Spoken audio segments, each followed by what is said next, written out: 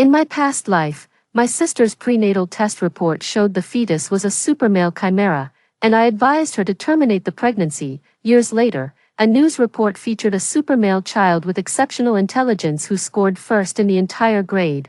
My sister began to resent me for making her lose what could have been an exceptional child. She asked me out, then pushed me into a river and drowned me. By the grace of heaven, I've been reborn, this time. I'll let go of my savior complex and respect others' destinies. 1. But this is my child. My sister's sharp voice jolted me back to reality, pulling me from the drowning agony. The hospital lobby bustled with people, the faint scent of antiseptic filling the air. An electronic screen displayed the date, July 12, 2024. I had been reborn. I was reborn at the very moment my sister received her pregnancy test results. At that moment, she was on the phone, arguing heatedly with her brother-in-law about whether or not to keep the baby. My sister will definitely understand and support me. Your sister, Jade. My sister tugged at my sleeve, as if seeking my approval. I turned my head and stared at her blankly. In my past life, I accompanied my sister to her prenatal checkup. After learning she was carrying a supermale fetus, I went home, researched extensively, and earnestly explained to her the potential dangers such a child could face growing up. In the end, she terminated the pregnancy, but because of this, she came to resent me, believing I was the reason she lost her first child. That resentment reached its peak when she saw a news report about a supermale child who grew up to be exceptionally intelligent, always coming first in exams. Under the pretext of inviting me for a riverside camping trip, she pushed me into the water. The feeling of suffocation left me with a lingering fear, even after being reborn. Logically speaking, I wouldn't recommend it, but if you and your brother-in-law are willing, you can go ahead. It's your child, and the final decision is yours. After saying this with a thoughtful pause, I sighed inwardly, saddened by my own cowardice, but I also didn't want to repeat the tragic ending of my past life. So this time, I let her make the choice herself. She chose her own path, so the outcome, good or bad, is none of my concern. Is that okay? But isn't it said that children with XYY syndrome grow up to be a danger to society? So she knew all along. Then, if she resented me in our past life for terminating the pregnancy, where does that resentment even come from? I let out a self-deprecating laugh and, in the end, said nothing more. Just then, her husband arrived to pick her up, so I made an excuse about having homework to do and went back to my own place. On the desk in my bedroom sat a framed photo of my sister and me from when we were kids. She's 4 years older than me. Back in the day, we were inseparable and told each other everything. But after our parents had that accident, when we had to go live with our grandma and rely on financial aid for school, my sister changed. She started skipping class, getting into fights, smoking, and drinking. Her grades kept getting worse. She just drifted through high school until she couldn't handle it anymore and dropped out on a whim. Not long after dropping out, she started dating a well-known troublemaker from the neighborhood. The two of them kissed shamelessly right there on the street, putting on a show for the whole neighborhood to see. Grandma was so furious about it that she fell seriously ill. When I was in my first year of high school, Grandma passed away. Before she left, she asked me to take good care of my sister.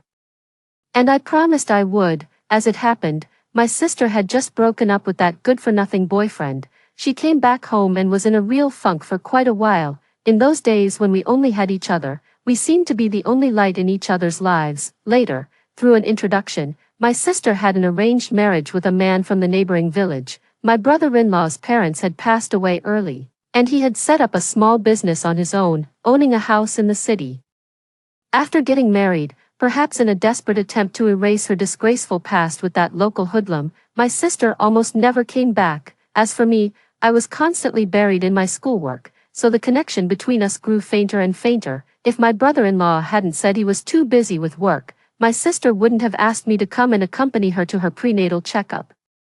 We've gone from being the closest of sisters to a relationship where we don't even call each other unless there's a reason. The older we get, the further apart our hearts drift. If it weren't for that, she probably wouldn't have pushed me into the river without a second thought in our past life. I looked at the two people in the photo, their smiles radiant, and sighed silently in my heart. Given a second chance at life, I've finally decided I don't want this sister anymore, too. I've heard that when a mother is pregnant with a supermale fetus, the fetus releases a hormone that causes the mother to develop an extraordinary attachment to the child. So, with me out of the way, I wasn't surprised when, after a few days of arguing, my sister and her husband decided to keep the baby in this life. But a super male chimera is, when you get down to it, still a ticking time bomb. It could go off at any moment, given what happened in my past life. I figured I should focus on my studies and keep my distance from them, so I stuck to my routine, going to class, eating my meals, and lived my solitary life with a quiet, determined vigor. The day the admission letter from Tsinghua University arrived, my sister gave birth prematurely to her son. Early that morning, she called and demanded I come see her, threatening to cut ties with me if I refused. Cut ties then, after getting a second chance at life. I never intended to be on good terms with them anyway, so I hung up the phone, slung my backpack over my shoulder, and headed to the teacher's office to collect the letter. To my surprise, my sister actually sent my brother-in-law to pick me up directly from school. Left with no choice, I asked my teacher for leave and went to the hospital with my brother-in-law. Although the baby was born a few days premature, it was plump and fair-skinned, with a very robust cry. My sister looked immensely proud, as if she had just accomplished a great feat. See, those doctors are just fearmongering. My son is perfectly fine. All that nonsense about super male babies having low intelligence and violent tendencies is just a load of rubbish. I gave a non-committal the child is still so young. Who knows what the future holds? Just stay out of our way, that's all. After spending a little while at the hospital, I got ready to head back to school. My sister suddenly burst into tears, wailing about her miserable fate, orphaned, having just given birth, and with her only younger sister refusing to help take care of her. My brother-in-law stood by, looking at me helplessly. Little sister, he said, your sister just had a baby and might be a bit emotional. Maybe you could help look after her for a few days. I refused. I've been admitted to Tsinghua University. I need to get back to school. If I don't work hard, the professors will think I don't deserve my spot. Somehow, that set her off. She suddenly grabbed the hospital window ledge, threatening to jump, and started saying things like, what's the point of being a good student? You're still heartless. Having a sister like you, I'd be better off dead. You promised Grandma you'd take care of me. Is this how you keep your promise? How can you face Grandma after this? In my past life, I took care of you more than enough. I even gave my life for it. If Grandma knows in the afterlife, she certainly wouldn't blame me. In this life, I just want to live for myself. But faced with the judgmental whispers of those around me, I ended up giving in. Fine, consider it my good deed for the day. And so, I began learning how to care for my sister and her newborn son. Even after her postpartum confinement ended, I was still forced to go to her house every weekend to cook for them and clean. Even during my university breaks, winter and summer vacations, I had no choice but to babysit my little nephew for my sister. Because the moment I showed the slightest sign of trying to distance myself from them, she would threaten to harm herself, causing such a scene that the whole neighborhood would get involved and everyone would turn to blame me. I can choose to have no morals. That way, no one can hold me to any moral standard. But, until I'm in a position to embrace a better life, I don't want to ruin my reputation.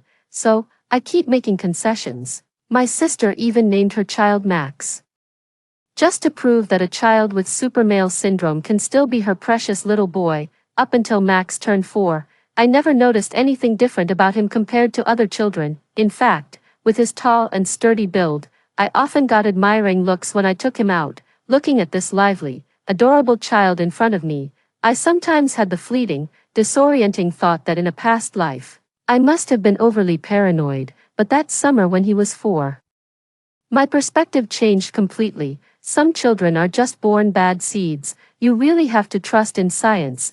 Things like genetics. Current technology just can't change them. It was the summer of my junior year. I had planned to intern at a dream company, but because of my sister's relentless pestering, I had no choice but to go back to my hometown again to help her take care of Max. It was a perfectly ordinary afternoon. Max was playing just fine, when suddenly, out of nowhere, he grabbed a pair of scissors and lunged straight for my eye. I let out a shriek and scrambled away in a panic, but the scissors in his hand still managed to graze my cheek, leaving a sharp, stinging pain. My sister, who had been napping in the bedroom, heard the commotion and stumbled out, still bleary-eyed with sleep. After getting the full story, she gathered her precious son in her arms. Max, why on earth did you try to stab your aunt with scissors?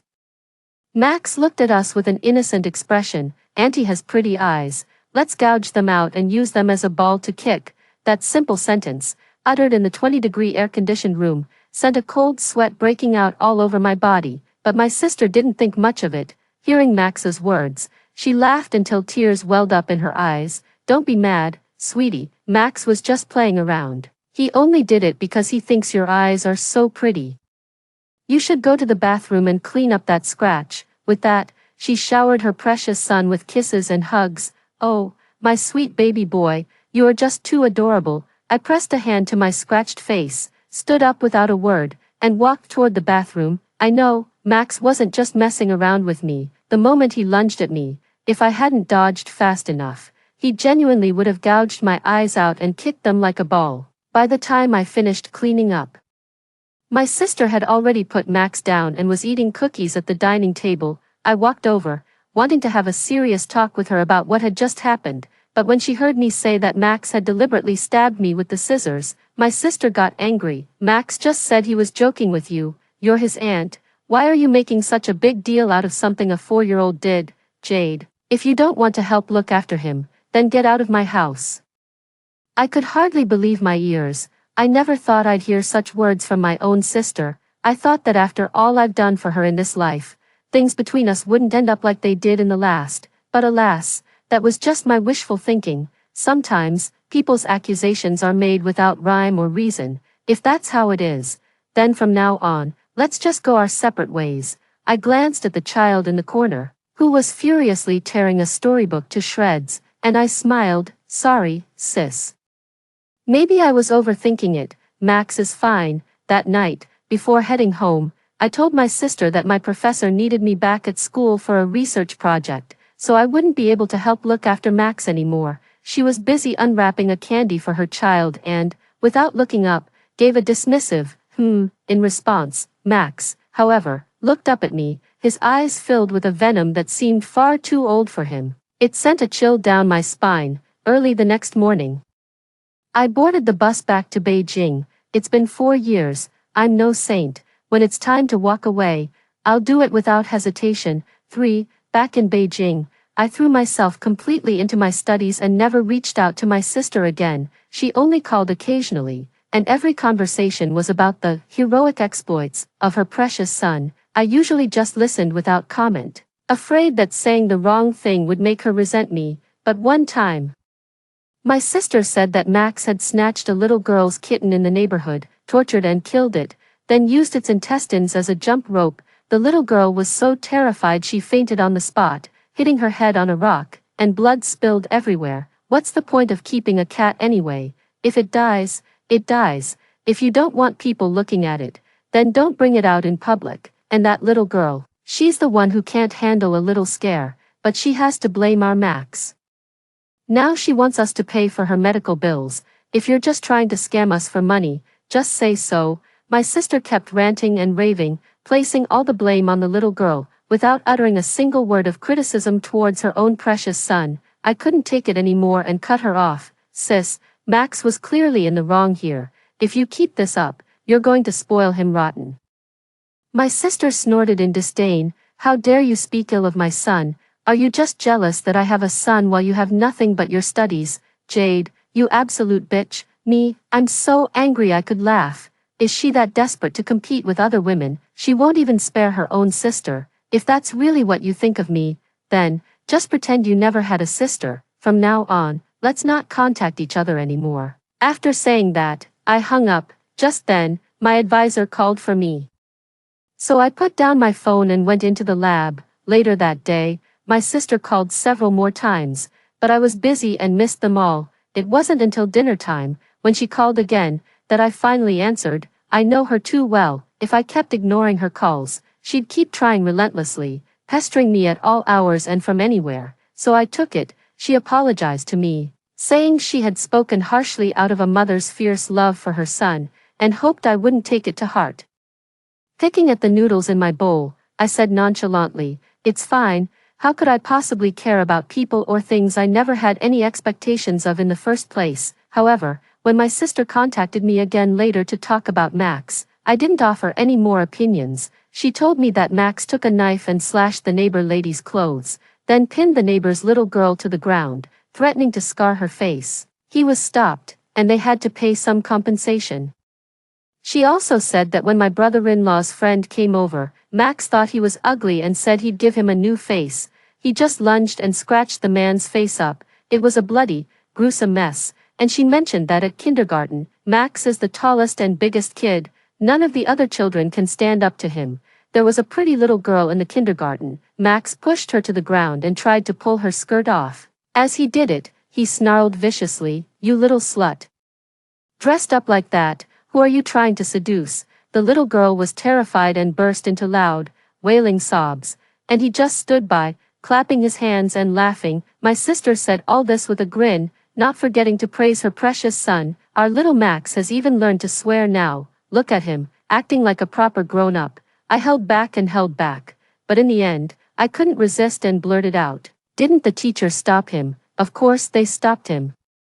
And they even called me into the school. Honestly, those teachers have too much time on their hands. Our Max just wanted to play with the little girl. Did they really have to make such a big deal out of it? I hated teachers when I was in school, and now that I'm a parent, I still hate them. She kept rambling on, and I just felt a chill run through me. When did my sister become like this? Or, has she always been this way?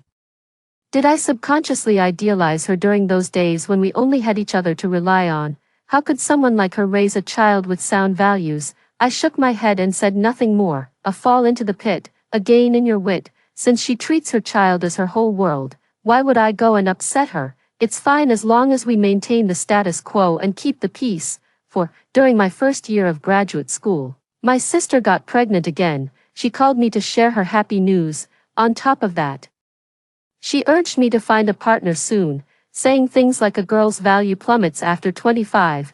As usual, I gave a few vague replies, used being busy with the experiment as an excuse, and hung up the phone. Still, she would occasionally share some amusing anecdotes from her pregnancy with me. What? 6 weeks already, and there's a heartbeat and a fetal pole. 12 weeks, the NT scan shows a healthy baby. 20 weeks. We had the anatomy scan. You can tell, it's going to be a beautiful baby. To be honest, I'm kind of hoping my sister has this baby without any complications. That way, she won't focus so much of her attention on me, and she won't pour all her love onto Max, to the point where it becomes a bit twisted. But things didn't go as planned. When my sister was over 7 months pregnant, Max pushed her down the stairs because she wouldn't let him have a piece of cream cake. She lost the baby, and the massive hemorrhage landed her in the ICU. On the phone, my brother-in-law asked me, his voice tentative, if I could come back. He was afraid she might not make it, and she'd have no family from her own side with her. I was stunned for a moment, then booked a flight on my phone and rushed from the capital to the hospital back in my hometown overnight. In the face of life and death, even the deepest grudges should be let go. Max, already 6 years old, was tall and sturdy for his age, looking more like a 10-year-old, outside the ICU.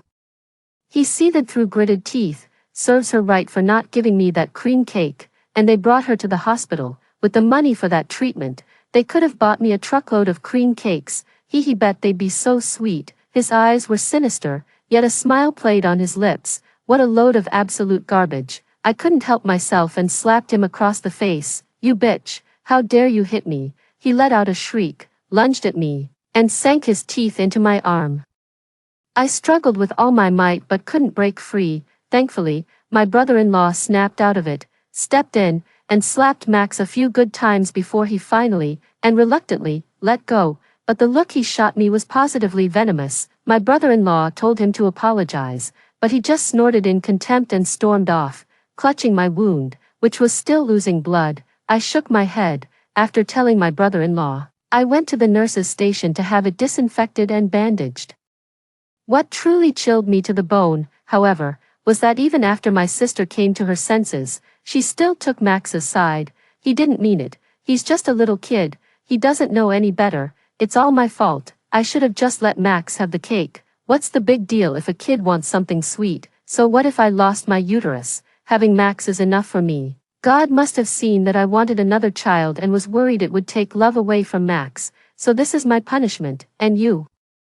She turned on me. "What are you doing hitting the child for no reason? He's my child, not yours. I've never laid a finger on him. What gives you the right?" I stared at her in disbelief. We're all human beings with the same warm blood. How could she say something so heartless and cruel, right? What right do I have, anyway? Am I not just a sister who, in the face of life and death, let go of her grudges and grievances? When it comes down to it, the bond between mother and son is unbreakable, so.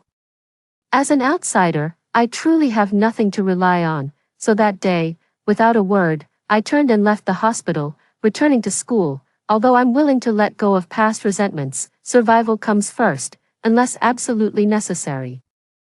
I'd rather not have much contact with their family. 5. I didn't want much contact, but my sister clearly felt differently. She'd still call me from time to time. I'd answer if I was free, ignore it if I wasn't, and never call back. I just went with the flow. However, from the few calls I did pick up, I could clearly tell that after losing her child, my sister's temper had become quite volatile. Sometimes, even through the phone, I could hear her yelling at my brother-in-law, "You're useless.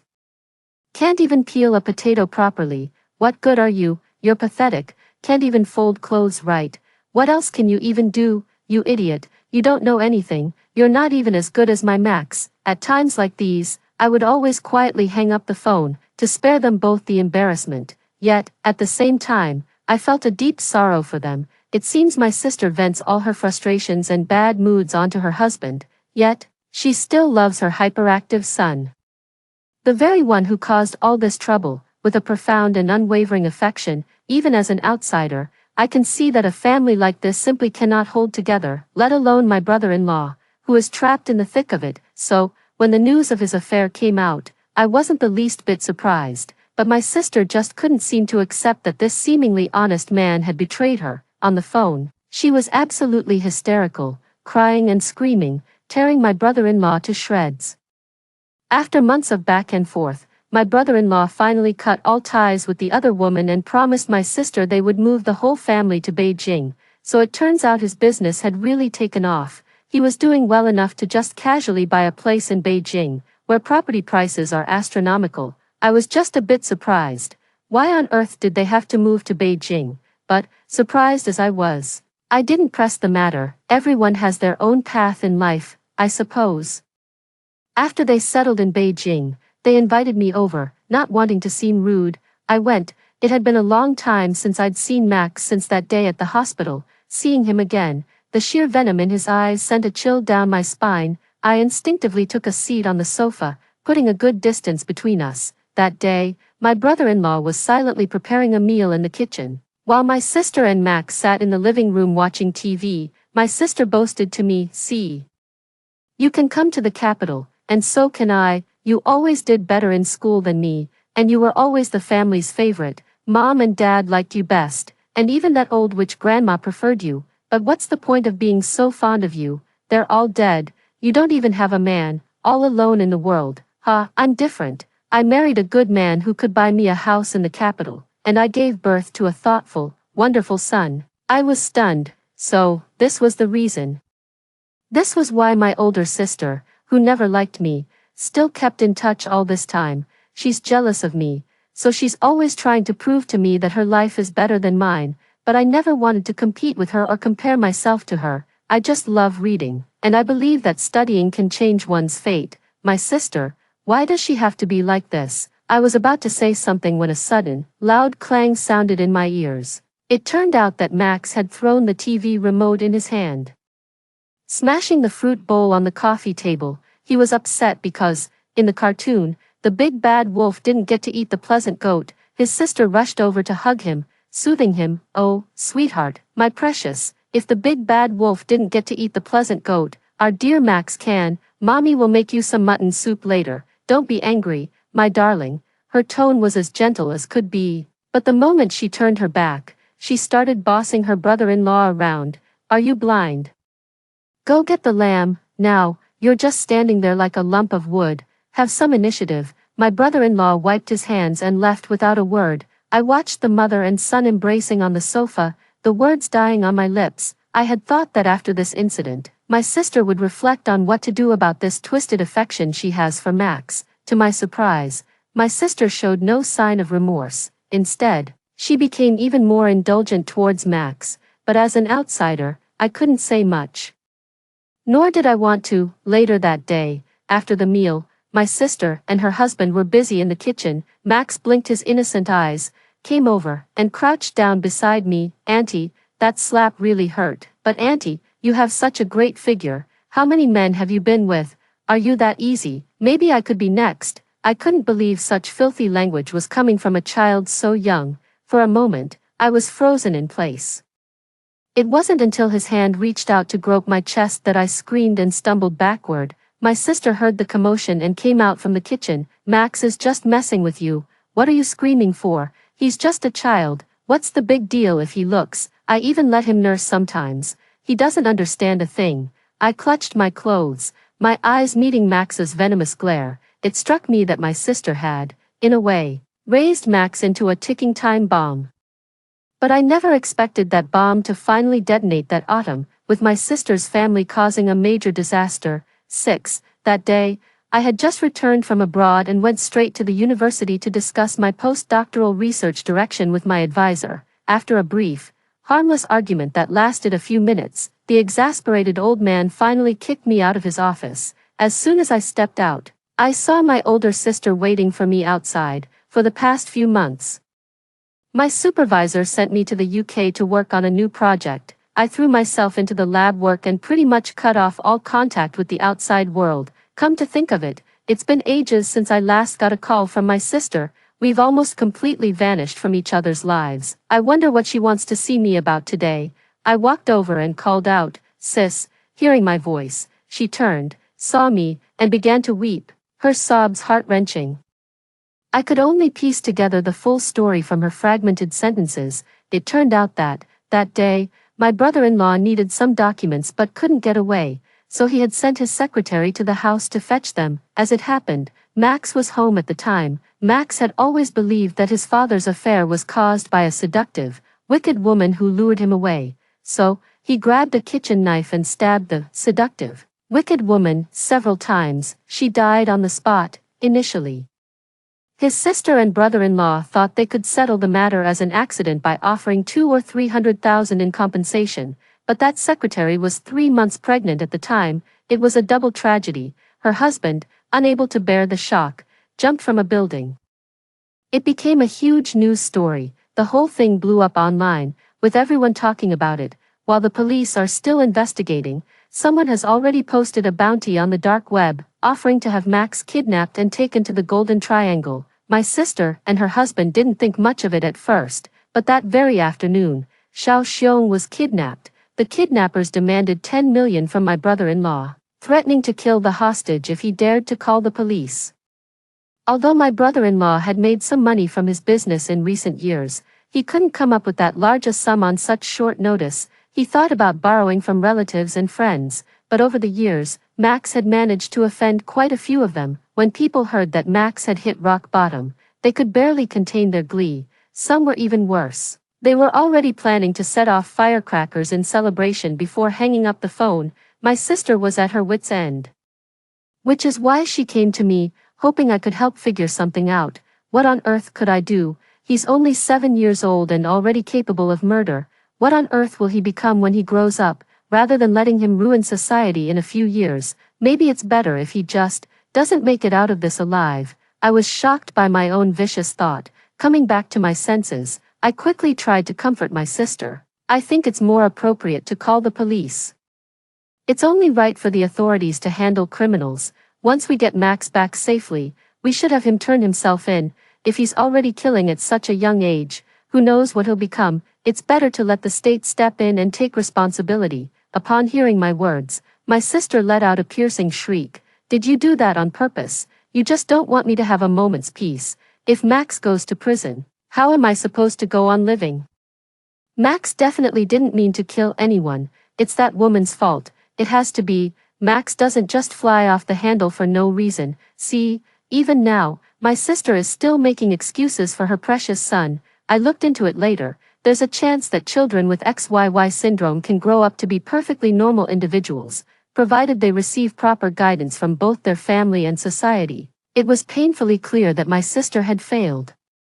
Her love for Max had crossed the line into something twisted and unhealthy. I sighed. Sis, I have no other choice. You know how it's been. I've paid for my own tuition all these years, and with all the other expenses, I just haven't been able to save anything. Before I could finish, my sister slapped me across the face. How can you be so heartless? He's your nephew. How can you just stand by and do nothing? A coppery taste filled my mouth. I licked my lip, then swung my hand back and returned the slap. After all these years, I've finally had enough. You just stand by and let her die. What would saving her even mean? Pooling money to bail out her good-for-nothing son, just so he can go out and hurt more people, as if I had slapped the very life out of her. My sister let out a shriek and ran off into the distance, looking utterly unhinged. I stood there, took out my phone, and scrolled through the latest news. 3 lives lost.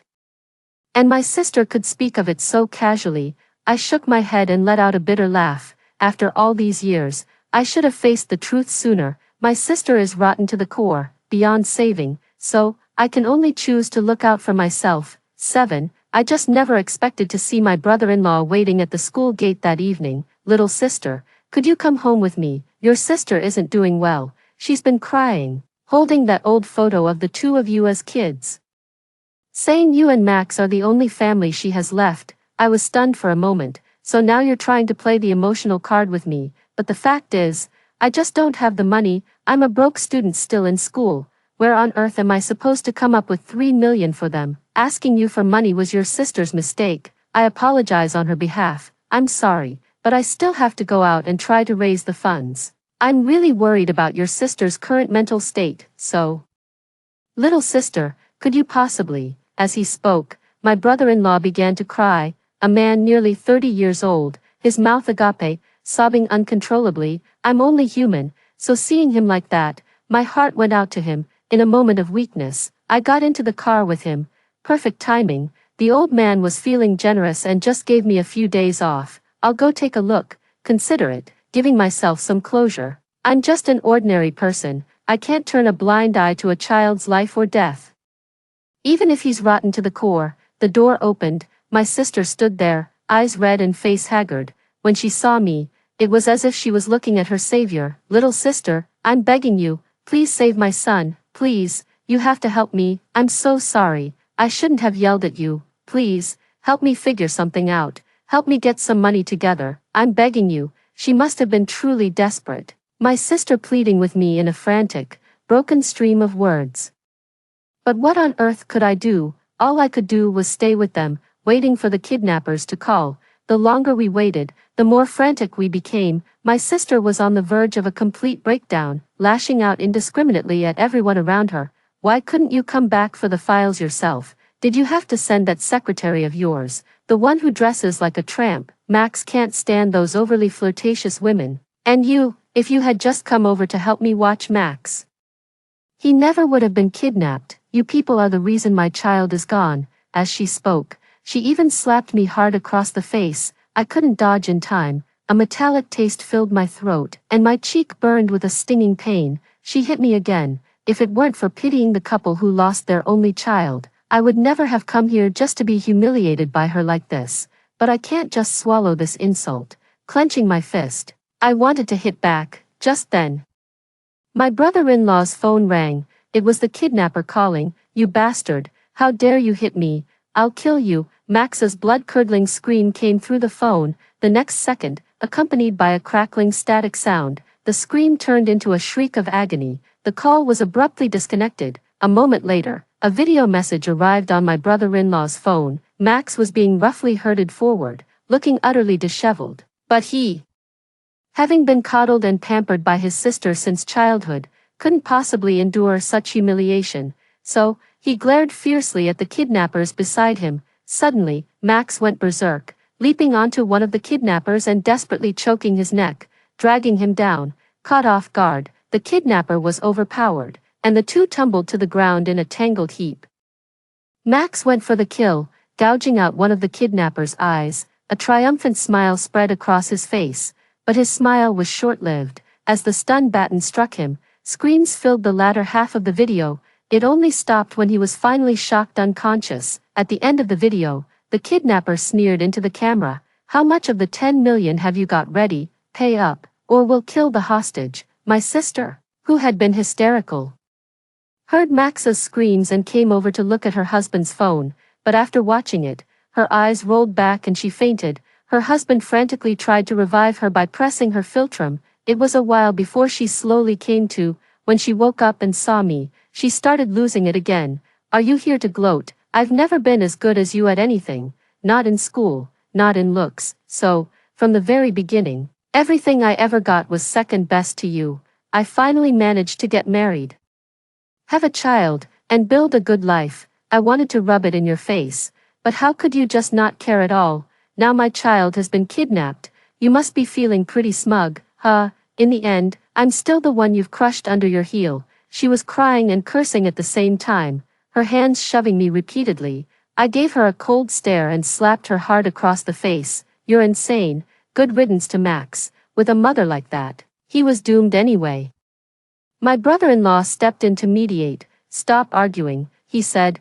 "Right now, saving Max is the most important thing. I'll go out and try to call in some favors. You two should stay here and talk." With that, he picked up his bag and left. I watched my sister, her tears flowing non-stop, but couldn't be bothered to console her. I let out a cold snort, got up, and headed straight for the guest room. It's getting late, and the dorm closes at 11. As a broke student, money's hard to come by, so I don't want to waste it on a hotel. I'll just crash here for the night. Consider it compensation for that slap, my medical expenses, so to speak. 8. The bed must have been really comfortable, because I slept incredibly well. When I woke up the next day, my brother-in-law was already sitting in the living room. No idea what time he got back last night. I walked over, said hello to him, and then heard the notification sound from his phone, probably another video from Max. Sure enough, as soon as he opened it, his expression changed. "You lay a hand on me, and I'll kill you," Max snarled, baring his teeth as he roared at the people surrounding him. Perhaps he imagined they would treat him like an honored guest, the way my sister did at home. Unfortunately, he had crossed hardened men who lived by the sword. No one was going to indulge a prisoner. I saw a man launch a powerful kick straight into Max's stomach. Max was sent flying through the air like a broken kite, only to crash back down to the ground. He landed face first. He coughed uncontrollably. All trace of his former fearless bravado was gone. The terror and fear on his face were unmistakable. "No one who's ever been brought to this compound has dared to act as cocky as you, because the cocky ones, they're all dead." As he spoke, the kidnapper pressed the stun baton against the small of Max's back. Instantly, agonized screams filled the air. Even his sister, in the bedroom, could hear them. With her hair disheveled and barefoot, she rushed over and snatched her brother-in-law's phone. Watching the pitiful state of her precious son in the video, tears and snot streamed down her face. "Oh, my son, what do we do? What on earth are we going to do?" The phone's ringtone sounded. My brother-in-law snatched the phone with a grim expression and answered the call. "You let my son go right now, or I'm calling the police." Without waiting for a response, my brother-in-law shouted into the phone. A burst of mocking laughter came from the other end of the line. "Go ahead and call the police. See if I care." "Oh, right, since you're saying that, I guess you don't have the 10 million ready. Well then, I suppose we'll have to teach your son a little lesson." After the call ended, a link came through. My brother-in-law's hands trembled as he clicked it open. My sister and I both leaned in to look. It's a live stream. Max lay naked on a bed, his wrists and ankles shackled with iron chains.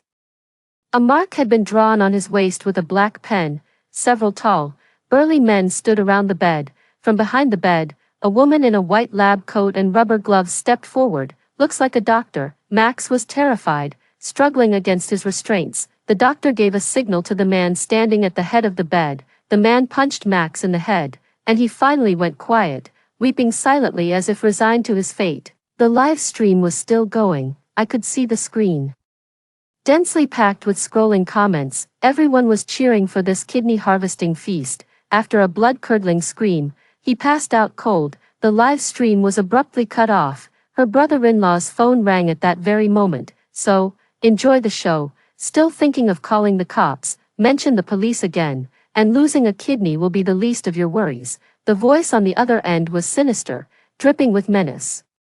The brother-in-law dropped the phone in agony and fell to his knees.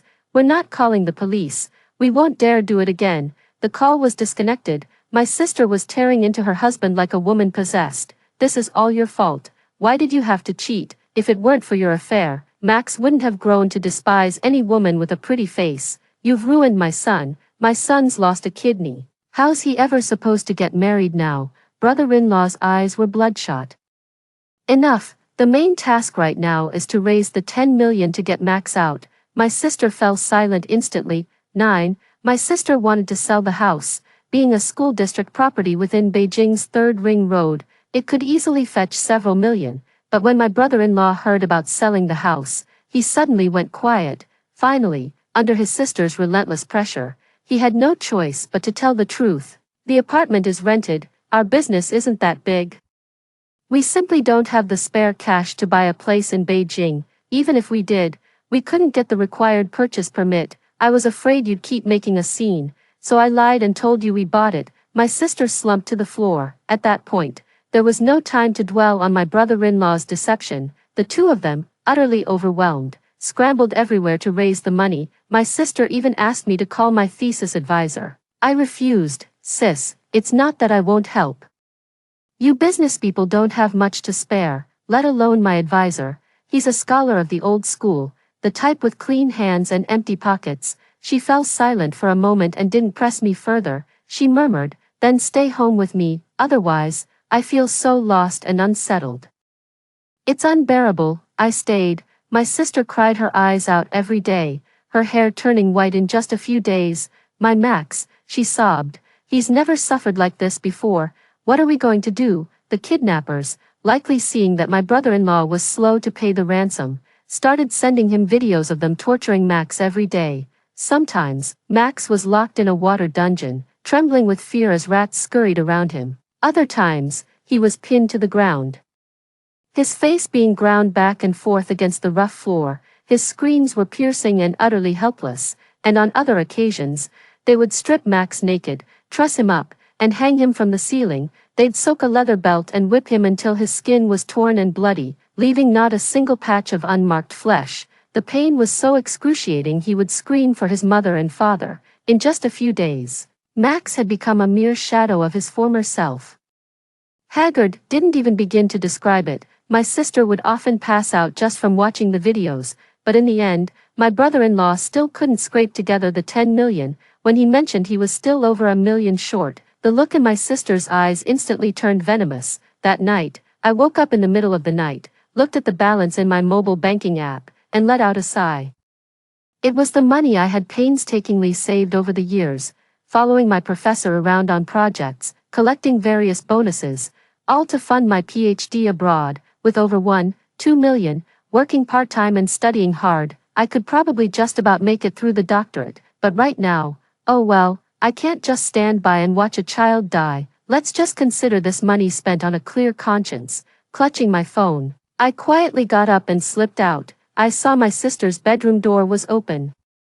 She and her husband were sitting on the bed, whispering in the dark. Call it a woman's intuition, but I stopped in my tracks and hid in a corner. The very next second, I heard something that made my skin crawl. The trafficker who contacted me said he found us a big client. We'll get 300,000 just for delivering Jade to his bed. The big client said he's never had a soon-to-be PhD before. If Jade is a virgin, he'll throw in an extra 200 grand for us. Really?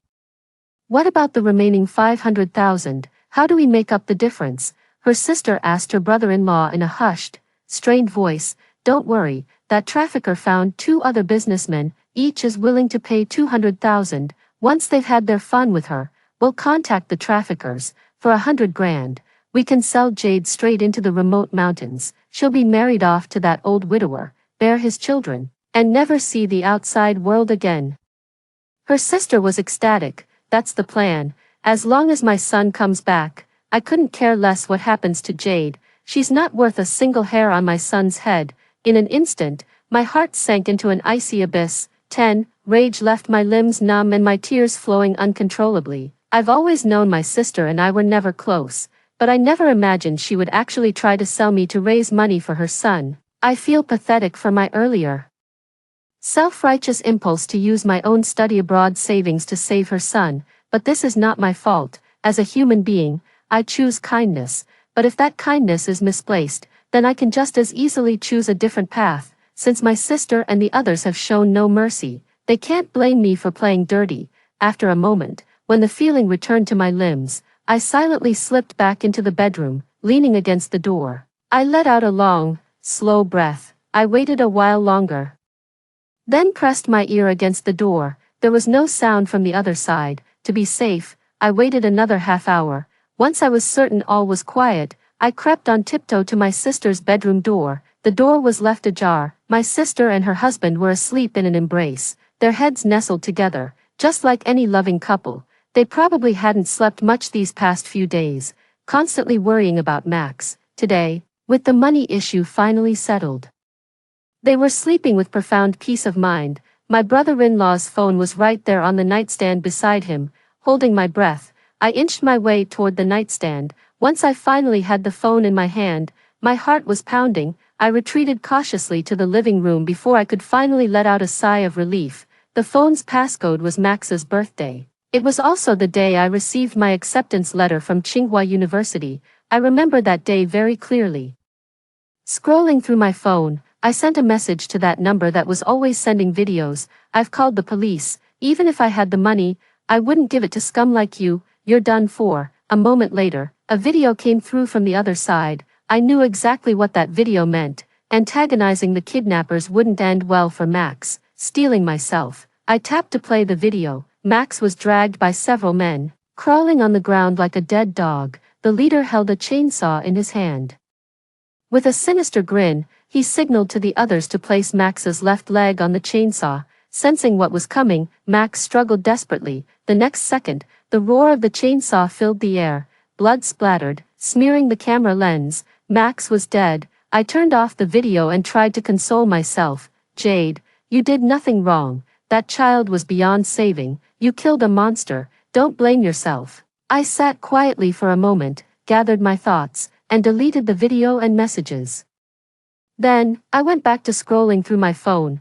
I found the chat history between my brother-in-law and the so-called human trafficker he mentioned. It turns out this trafficker isn't just trading women, they're also in the business of buying and selling organs. This makes me doubt their story about eventually selling me off to some remote, backwoods area, perhaps being taken to some slaughterhouse to have my heart, liver, and kidneys harvested was the final outcome they had in mind for me all along. It was past midnight. Today was the day they had agreed to deliver me to that so-called big boss's bed. I let out a cold laugh, stood up, and crept into my sister and brother-in-law's bedroom to return the phone. On the way out, I casually pocketed 3 cigarettes from the table. Nicotine, an essential component of cigarettes, can soothe the nerves and sharpen the mind. However, in its purified form, a single gram is potent enough to kill 1,000 people, thanks to my academic training.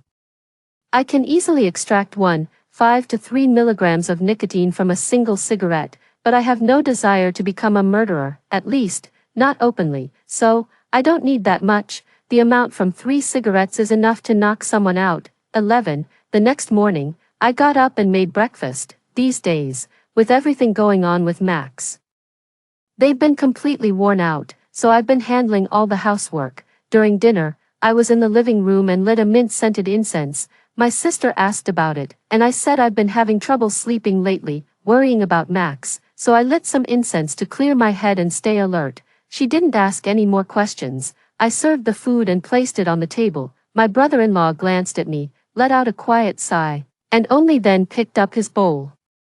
Breakfast was congee with century egg and pork, fine ingredients, but unfortunately, it was a bit burnt.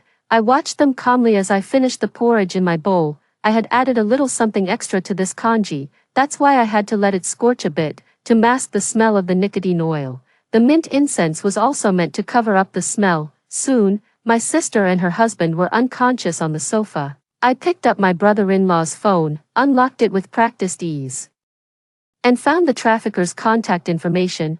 I typed out a line of text. I can't bring myself to harm others. My conscience won't allow it, so, I want to sell my organs. If that's not enough, you can sell my wife's too. You can come to my house right now. After finishing the call, I put down my phone and gathered my things. While waiting for the elevator, I saw two tall men step out of it. My sister's apartment is one of two on the landing. The other unit, I'm told, is occupied by people who live abroad most of the year, so, their target was obvious.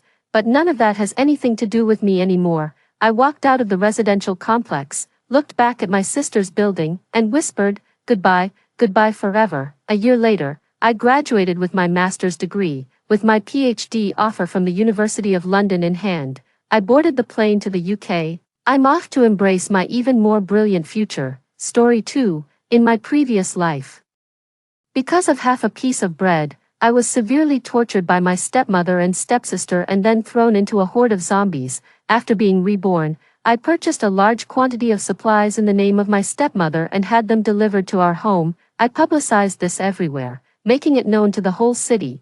After arranging everything, I left with satisfaction. After the zombie outbreak, a large number of people rushed into the house to snatch food.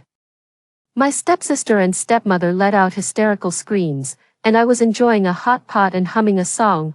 I felt extremely pleased. 1. In my previous life, on the 7th day after the zombie outbreak, I divided a piece of bread in my hand into two halves and offered the larger half to my stepsister. She didn't take it. Mom, I don't want half. I want it all, she said, tugging at my stepmother's clothes and sobbing as she looked at the other half of the bread in my hand. My stepmother stood up and slapped me across the face. What are you eating? Give it all to your sister. She directly snatched the bread from my hand. I had no strength to resist. With my weak body and the shortage of supplies in the apocalypse, my illness got worse day by day. Looking at my sickly appearance, my stepmother said in disgust, "You little slut, if it weren't for your father's favoritism, leaving the inheritance to be distributed according to your wishes after you turned 18.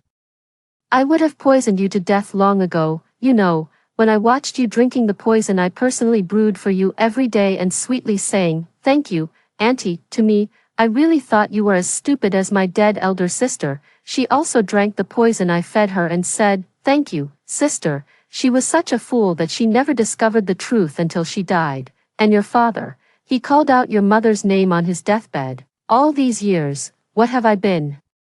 Lucy is also his daughter. How could he be so heartless to her? It's all your fault, you slut." After saying that, she punched and kicked me like a madwoman. At that time, my 8-year-old stepsister also came over to dig at my eyes, pull my hair hard, and shouted at me resentfully, "Bad sister, you stole my dad." After they finished venting their anger, they still didn't let me go. They directly threw me from the 6th floor into the horde of zombies, and I was instantly torn to pieces.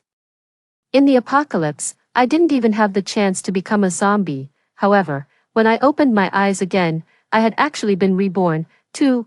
I picked up my phone and checked the date. There were still 7 days until the zombie virus outbreak and 6 days until my 18th birthday. This time, reborn, I swear to avenge my mother and myself. I only knew that my father had left me a large sum of money, but I had never known how much it was. I made a phone call to Daniel. "Daniel, please go and check for me how much money my father left me before he passed away." "Okay, miss." Daniel was the butler of our family and a close friend of my father's. He was introverted and didn't like to talk. In my previous life, I was always afraid of him. After the zombie virus outbreak, Daniel was bitten by a zombie while trying to find food for us. After bringing back a piece of bread, he left in order not to hold us back. In this life, I will definitely not let him get hurt again, soon.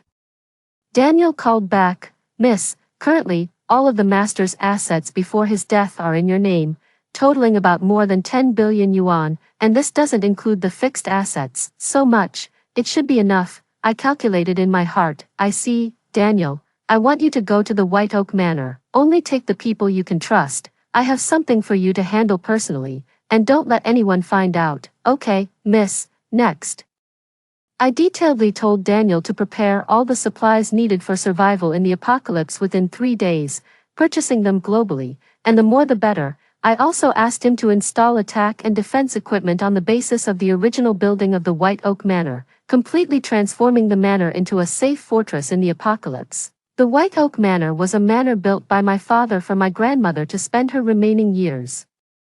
It had a beautiful environment and was sparsely populated. At that time, in order to protect the privacy of our family, few people knew the specific location of this manor, and even my stepmother didn't know. Daniel didn't ask me why I was doing this, and I couldn't explain it clearly on the phone. Anyway, he would surely understand later. After arranging things with Daniel, I finally let out a sigh of relief. Next, it was time for me to deal with the situation here. 3. Dong dong dong. There came a knock on the door. "Clara, I'm coming in," my stepmother said as she pushed the door open and walked in with a bowl of medicine. "Are you feeling any better today? Who were you talking to on the phone just now?" While gently touching my forehead, she handed me the medicine. In my previous life, I was won over by her tenderness and meticulous care in this way. My mother passed away when I was 5 years old, and she often came to accompany me in the name of my aunt. Although my father didn't want to remarry, he couldn't resist my sweet words and coquetry in his ear. When I was 10 years old, my aunt married my father as my stepmother as she had wished. Even after she had her own child, my stepsister Lucy, she didn't reduce her care and love for me at all. That's why I trusted her so much. "It was a sales call," I said feebly, trying my best to make myself look seriously ill and as if I wouldn't live for a few more days. "Clara, be good, come on, take the medicine, and you'll get better soon. Your 18th birthday is coming up in a few days. I will definitely help you fulfill any wish you have." I gasped for breath several times, took the medicine, and then put it down, looking very expectant of my birthday. I want to give all of my father's remaining property to Lucy." I deliberately coughed a few times and took a few deep breaths.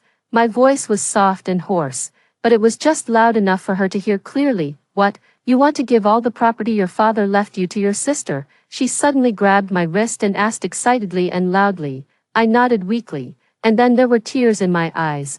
"Auntie, you're hurting me." She then realized her overreaction and also thought she had shown too much excitement. "Clara, why do you suddenly want to give all the property to your sister? She's still young. As long as you're obedient and take your medicine, you'll surely get better soon. Let's talk about this later, okay? Come on, take the medicine first." That's what she said, but her hand holding the medicine bowl was shaking so much that a few drops of medicine spilled onto the bedding, and she didn't notice her gaffe at all. I shook my head stubbornly. "No, if Auntie doesn't agree to Clara's wish today, I won't take the medicine." When I acted coquettishly and made a fuss, she didn't know what to do for a moment. It all felt too unreal. I deliberately said again, "Auntie, I've been feeling very heavy and sleepy recently. I'm afraid this illness won't get better. You and sister have always been the best to me on weekdays. It's only natural for me to leave the property to you, and even if I'm lucky enough to get better, I believe you won't abandon me, right?"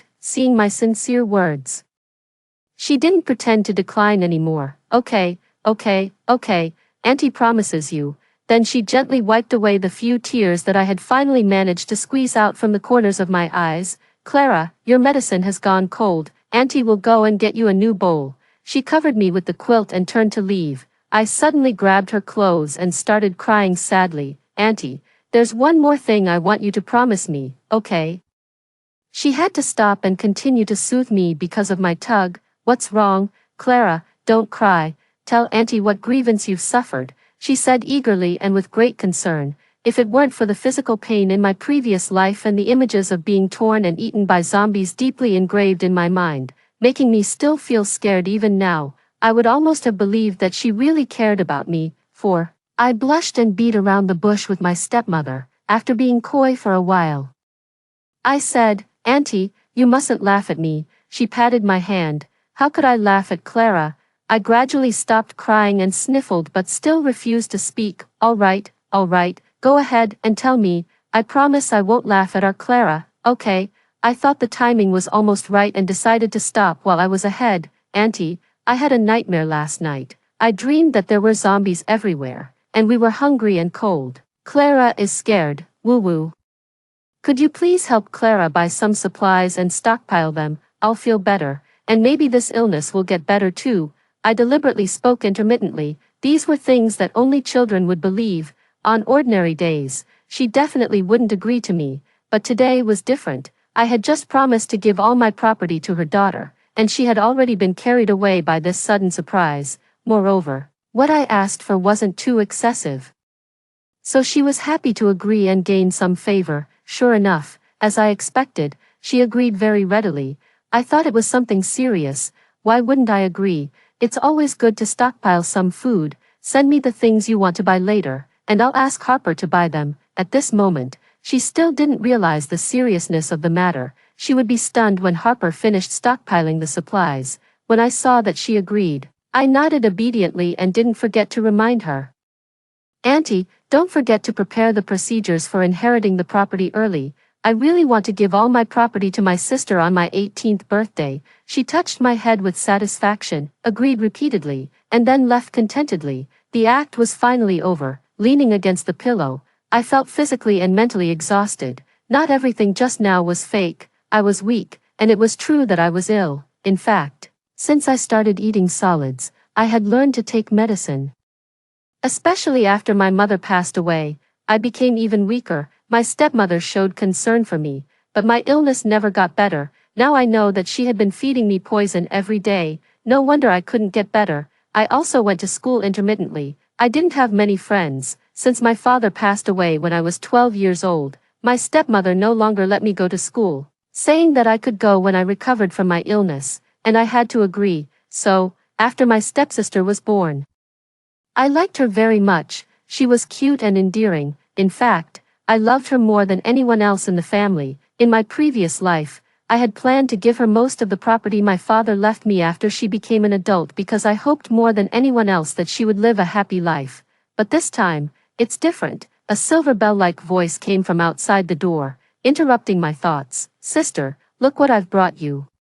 Lucy had already run to my bedside with a bouquet of flowers in her hands. Sister, smell it. Does it smell good? I picked it for you specially outside.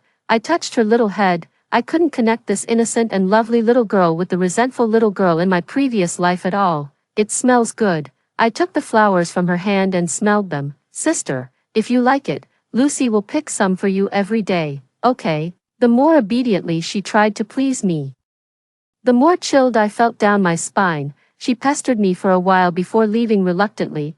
I picked up my phone and made another call. Hello, Daniel, I have one more thing for you to do. It's something more important than stockpiling supplies. No matter what the cost, you must complete it. 5. In the next 2 days, I listed all the supplies needed for the apocalypse into a list and sent it to my stepmother. The content of the list is as follows. Food category, 1,000 bags of rice, 1,000 bags of flour, 1,000 barrels of cooking oil, 1,000 boxes of various dried meats, 500 gin of dried vegetables, 300 bags each of Chinese cabbage, cos lettuce, and spinach seeds. Daily necessities category, 1,000 rolls of toilet paper, 100 tubes of toothpaste, 100 toothbrushes, 500 bags of washing powder, 100 boxes of sanitary napkins, 100 quilts, 100 sets of summer clothes, 100 sets of waterproof charge jackets, 200 sets each of underwear, socks, and close-fitting clothes. Tools category, 100 gas masks, 100 sets of protective clothing, 50 pairs of binoculars, 50 pairs of night vision goggles, 50 drones, 50 boxes of candles, backup batteries and solar charging panels, generators, radios.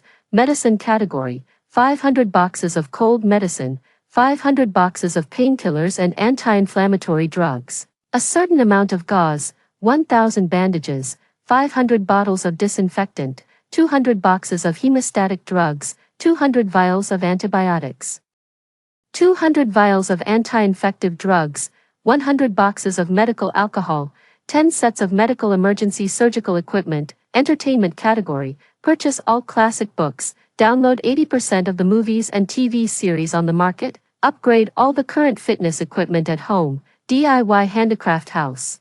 I triple-checked these supplies and deliberately didn't include any supplies related to water. I guess she didn't look at it carefully either, for someone with property worth over 10 billion yuan. It's not a big deal to spend 50 million yuan on stockpiling some supplies. and it wasn't even her money. Harper didn't mess around with the task. He quickly started to find people to purchase the supplies. In just 2 or 3 days, he emptied half of the supplies in the urban area, and this matter soon became known to everyone. Moreover, Harper didn't forget to publicize it everywhere. "Our Lady is really kind to our young lady. I heard that just because the young lady had a nightmare about zombies, she emptied half of the city's supplies and brought them home to stockpile for the young lady. Not to mention, where can you find such a good stepmother? In my opinion, even a biological mother might not be able to do this." This was simply a pleasant surprise for me, saving me the trouble of publicizing the fact that a large amount of supplies were stockpiled at home. Daniel had also almost completed his task.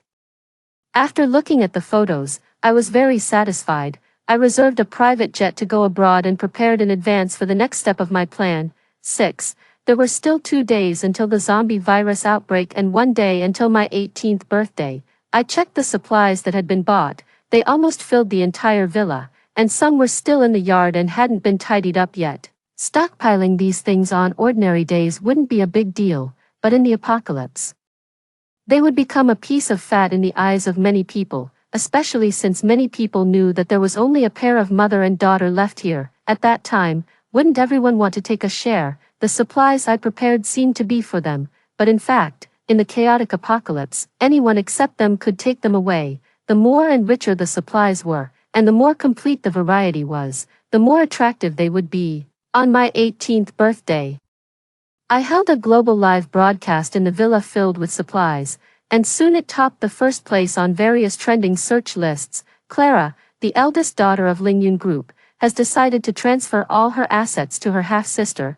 It is reported that her sister is currently only 8 years old and may become the youngest billionaire celebrity in history. The chairman of Lingyun Group passed away unexpectedly 6 years ago and left all his assets to his eldest daughter. Now, a huge reversal has occurred. It is reported that the eldest lady of Lingyun Group is weak and sickly. This transfer of property is for her to go abroad to recuperate better. One wave has not subsided, and another wave rises. In the afternoon, another even more explosive piece of news made it to the trending searches. Shocking, the flight that the eldest lady of Lingyun Group was on lost contact at 2:15 p.m. over the Pacific Ocean. Currently, it has been confirmed that the plane crashed, and the cause of the crash is unknown. The accident is still under further investigation. Conspiracy or accident? The eldest lady of Lingyun Group transferred her property in the morning and died in a plane crash in the afternoon. Follow me to reveal the secrets one by one for you.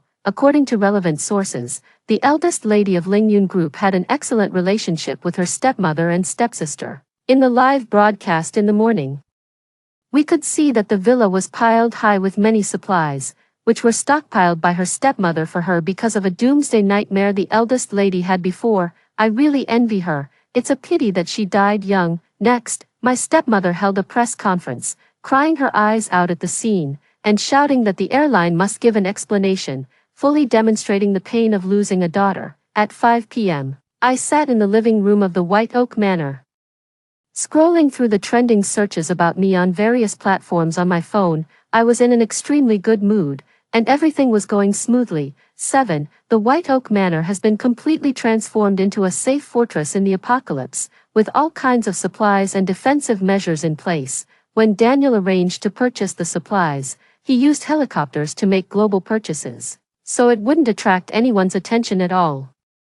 I also incorporated all 12 people working under Daniel into the Doomsday Security team and allowed them to secretly bring their families to live in the manor, but they were not allowed to disclose the location of the manor to anyone. Their salaries were 3 times what they used to be, so no one thought too much about it. I also recruited 2 nannies with no family ties to work in the manor, mainly responsible for cooking and doing miscellaneous work in the manor. Currently, there are a total of 28 people in the White Oak Manor. Everyone is performing their respective duties. Some are happy because their families are reunited, and some are happy because they have new jobs. No one expected that the end of the world was about to come. In the apocalypse, it would be absolutely impossible for only me and Daniel to be in the White Oak Manor. Necessary personnel allocation is still very necessary. Moreover, since they are all with their loved ones, they won't back down when a crisis occurs. I believe that once everyone sees the cruel living environment after the end of the world, they will definitely hold on to the White Oak Manor, because this is also their home. Daniel, have you handled the matter I told you on the phone? I asked Daniel while drinking coffee. It's done, miss. The people have been brought to the manor and settled down. You can meet them at any time. But, Daniel looked hesitant halfway through his words, as if he had something difficult to say. But what, Daniel, you can say whatever you want. Daniel took a deep breath before continuing. Miss, the people you were looking for have come, but their demands are really too excessive. Moreover, in order to meet their conditions for coming here to work, we spent a lot of money. I smiled and comforted Daniel. As long as they are here, it doesn't matter how much money is spent, trust me. It's all worth it. Okay, miss. After hearing my words, the unhappiness on Daniel's face disappeared completely. The White Oak Manor is built against the mountain and has 3 villas, all of which are only about 10 to 20 meters apart. Daniel took me to the leftmost villa, where someone was already waiting for me. Hello, Dr. Elijah. I'm very glad that you could come this time. At 10 a.m. the next day, I instructed Daniel to make sure that no one in the manor was allowed to go out.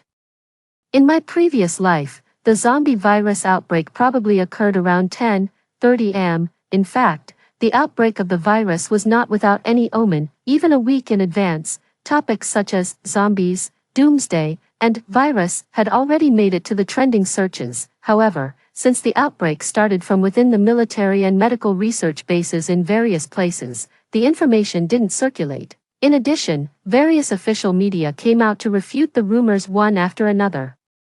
And the popularity of the topic subsided within a few days. Later, it was not until the large-scale outbreak of the zombie virus that the military and medical systems were largely paralyzed that people half believed that the disaster had begun. However, by then, it was already too late. I was eating the breakfast brought up by Madeline in my room and turned on the surveillance of my previous home. Accidentally, I saw a scene that was too unbearable to look at.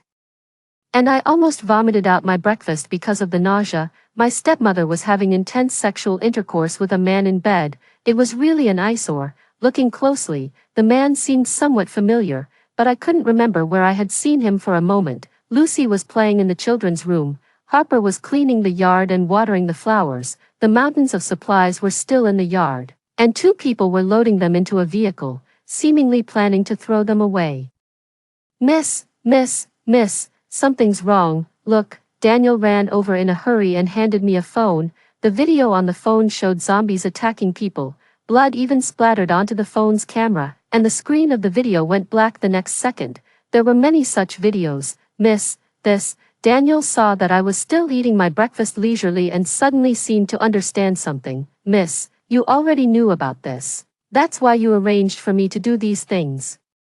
I smiled and nodded. Embarrassingly, at this moment, the voice of my stepmother in the surveillance was so seductive that it interrupted what I was going to say. Daniel also glanced at the surveillance, and for the first time, I saw this usually serious 45-year-old uncle blush. I coughed a few times and took a sip of the milk on the table. Well, Daniel, listen to my explanation. I was so embarrassed that I could almost dig out a 3-bedroom and 1 living room apartment with my toes. Miss, you don't need to explain. I trust you. And I'm also very glad that you have finally seen the true face of the second madam. I used to think that the second madam had bad intentions, but since you trusted her so much, miss, I didn't want to say too much. I smiled at him. Daniel, don't worry. I know, it's all in the past. You go and soothe the people in the manor and tell everyone not to be afraid. Although we are safe now, we still can't let our guard down. Okay, miss, don't worry. As long as I'm here, I will definitely protect your safety. After saying that, Daniel quickly went back to the manor. 9. In the surveillance, my stepmother and the others finally finished what they were doing and started scrolling through their phones. They didn't realize that the outside world was already in chaos. Suddenly, a car rushed directly into the yard. The 2 people who were loading and unloading supplies in the yard quickly went to check the situation. A beautiful woman covered in blood rolled out of the car. One of the guys wearing a hat quickly stepped forward to rescue her, and the other was about to call for help. The next moment, the guy wearing a hat who was rescuing her was hugged around the neck by the female zombie and bitten frantically. His neck was almost bitten off, and it was a mess of blood and flesh. The other guy who was making the call realized that something was wrong and wanted to run, but it was too late. The female zombie suddenly thought that the person in her hand wasn't appealing anymore and directly pounced on him. The poor guy didn't even understand what was going on before he died. Harper was so scared that she kept screaming. She held the watering can for watering the flowers and tried to stop all this. But the consequence was predictable. The first one to notice something was wrong was my stepmother's lover. Only then did I see his face clearly. He turned out to be the doorman of our community. I can only say that my stepmother really isn't picky. No wonder I thought he looked familiar before. After they realized what was going on, my stepmother directly ran to the children's room, picked up my stepsister, and hid in the bedroom. She locked the door and then let out a sigh of relief. After they felt safe, they finally scrolled to the relevant news. At first, they were very scared, but then, looking at the supplies all over the house and the yard, they cheered. The 3 zombies in the yard didn't enter the room and kept walking around in the yard. I sneered secretly. I believe that in the next few days, they definitely won't be able to laugh anymore. I scrolled through my phone. The internet was full of topics about zombies. The photos were bloody and terrifying. Everyone was discussing how to face this disaster. There were also some people who gloated, thinking that everyone would be doomed together and the world would be destroyed. Today is the first day of the zombie outbreak. The government is still persuading everyone not to panic and to stay at home and wait for rescue. In my previous life, I paid close attention to the news all the time. The government began to encourage everyone to save themselves on the second day, and by the third day, the military on the government side was completely finished. Because the power of this zombie virus is extremely powerful, and the places where it first started to infect were the military and hospitals, in just 30 seconds, the virus can control the brain. Coupled with mutations, some zombies will gradually start to strengthen their original advantages, for example, for people who were good at running before. After becoming zombies, their moving speed will become even faster. For people who liked to eat before, after mutating, they will frantically gnaw on living things, and their favorite food is their own kind. On the third day of the zombie virus outbreak, the water supply was cut off. When I was stockpiling supplies, I was very careful to avoid stockpiling water. My stepmother and the others didn't notice this fatal point at all. Every day in the house, besides having sex, they just scrolled through their phones and also showed off their supplies all over the house on various platforms. They were simply courting death in various ways. On the 7th day after the zombie outbreak, my stepmother and the others finally realized that something was wrong. They kept rummaging through things early in the morning. I knew they were looking for water. They deserved it. I leisurely ate the breakfast brought by Madeline and took out my phone to post a message online. 10. Half a month ago, there was a villa on Yuerong Mansion Road in Gongyuan Road that almost emptied half of the city's supplies. Does anyone still remember that? Then I also thoughtfully posted a few photos full of supplies and the specific location of the house. Soon, someone replied to the post. First floor. Yes, I saw it too. At that time, the young lady of their Lingyun group also had a live broadcast. Look, all the background of her live broadcast was full of supplies. The replier attached a short video of my live broadcast. Second floor. It's true, I was one of the delivery men who delivered supplies to them at that time. They stockpiled a lot of supplies, and at that time, the whole big villa was almost unable to hold them all. Third floor. They must have known about it in advance, otherwise they wouldn't have stockpiled supplies. Fourth floor. I also scrolled across a video posted by someone in their family these 2 days, showing off the supplies and equipment all over the house. Fifth floor. I'm very close to there. Does anyone want to go and take a look together? If we can't find food soon, we'll be dead sooner or later. More and more people replied to the post. Many people said that they participated in the delivery of supplies at that time. Some people directly revealed that there was only a pair of mother and daughter in the villa. There were also people who were dissatisfied after scrolling across the video of my stepmother showing off. More and more people replied to the post. +1, +2, +3, +99, +999. I smiled knowingly, just waiting to watch the good play. 11. On the 8th day of the zombie outbreak, Daniel led people to patrol nearby early in the morning. This is something he must do every day now. There have been no zombies near the manor yet, which is a great relief, after this period of time. The people in the manor have all accepted the fact of the end of the world. The families of the security team members haven't been idle either. They have reclaimed several pieces of land near the manor and planted vegetables and fruits. It's a thriving scene here. My stepmother and the others didn't find any water. They were just barely surviving on some dry food. And then they welcomed their first batch of guests, at 8:02 in the morning. The group of people who came to rob the supplies appeared in the outdoor surveillance. There were more of them than I expected, more than 10 people, each holding sticks, knives, and guns. The leader was a burly man. People who can survive to the 8th day in the apocalypse are not good people. They directly climbed to the second floor with a rope. It seems that they have already scouted the place before. In less than 5 minutes, all the people entered the balcony on the second floor.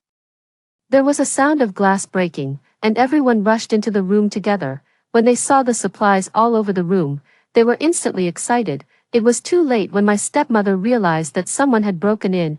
Her lover picked up an axe and opened the door to check the situation, but was directly shot in the head by the people who rushed in and fell in a pool of blood. When my stepmother saw her lover being shot in the head and just let out a scream. Someone immediately rushed up and pressed a gun to her head, not allowing her to make any more noise. The moment my stepsister opened the door and saw the people all over the room and the body lying in a pool of blood, she was directly scared into letting out a terrified scream and collapsed on the ground. I was eating a hot pot and humming a song, watching a large number of people rush into the house to snatch food. Listening to my stepsister's terrified screams and my stepmother's hysterical screams, it really made me feel refreshed. Early in the morning. The scene was quickly controlled by the people led by the burly man. The others searched the room again to make sure there was no one else, and then they began to collect the supplies. At this time, my stepmother also came to her senses, seeing that everyone had scattered. She didn't care about her stepsister who was still slumped on the ground. She flattered the leader and took off her clothes and leaned towards the burly man. I was stunned by my stepmother's actions. At this time, someone came up to report the supply list. The burly man kicked my stepmother to the corner. After the person reported all the supplies, the leader of the burly man seemed very dissatisfied. He went up and slapped my stepmother twice hard on the face. "Why didn't you prepare any water? You clearly prepared so many supplies. Tell me quickly, where is the water?" "We didn't prepare these supplies," my stepmother just wanted to explain, but she got another 2 slaps. "Do you think we're fools, who would prepare so many supplies at home and just happen not to prepare any water? Tell me, where is the water?" "There really is no water," my stepmother said with pain and grievance. As a result, my stepmother got another 2 heavy slaps on the face. She finally couldn't bear the pain and let out a shrill scream.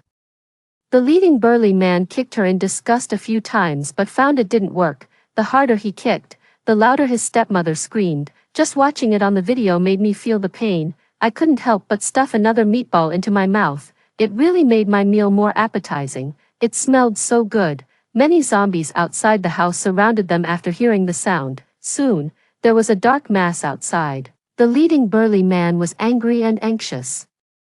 He directly walked towards his younger sister, who was already scared silly, picked her up, and threatened his stepmother. "If you make any more noise, I'll throw this little girl outside." The stepmother was so frightened that her face turned pale and she didn't dare to make a sound. Only then did the leading burly man nod in satisfaction and continued to press. "Where is the water? Tell me quickly." I'll tell you. These supplies were prepared by my stepdaughter. There really is no water here. And we've been looking for it too." "Oh, where is your stepdaughter now?" "She's already dead." The burly man frowned and thought that what his stepmother said didn't sound like a lie, but crazy talk. He picked up a stool and threw it at his stepmother. At this time, his younger sister also cried beside them. "These things were really bought by my sister. My mom isn't lying." Woo-woo. Unfortunately, no one paid attention to her. After the leading burly man smashed things around, he and his men packed up and took away the supplies that could be eaten directly. The stepmother was beaten beyond recognition. Her younger sister took care of her while crying, but it seemed that she wouldn't get better in 10 days or half a month. The premise is that, without water, the mother and daughter can still survive for 10 days or half a month, and more zombies surrounded the yard outside. 12. A day after the first group of people left, the second group of people came. And then the third group, watching his stepmother being beaten until she looked like a pig's head and struggling on the verge of death. He felt no guilt at all. only an infinite sense of satisfaction. People came and went, but they turned a blind eye to the mother and daughter who were on the verge of death. Suddenly, the stepmother shrieked and shouted at the people passing by, "No, she's not dead. All of this was premeditated by her to harm me. I heard her talking on the phone with others before, and she was so abnormal before. She prepared supplies, gave all of her dead father's inheritance to her younger sister, and went abroad to recuperate. She must have known about this disaster long ago, so she prepared so many supplies but just didn't prepare water. That little slut must still be alive. As long as you take me away, I will definitely be able to find her. There must be a lot of water and more supplies there. Please believe what I'm saying." Oh, the stepmother is really smart. She guessed everything right. I really underestimated her. Unfortunately, no one stopped to listen to her nonsense. She could only repeat these words over and over again to the people passing by, begging someone to believe her. 13. On the third day, 11 days had passed since the zombie outbreak. Just as the stepmother was about to take her last breath, a man in black carrying a sword diagonally on his back stopped in front of her.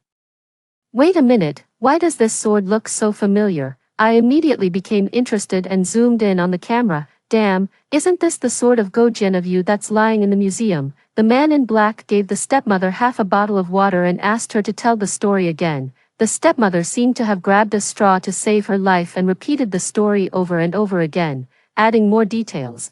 After listening, the man in black didn't leave immediately.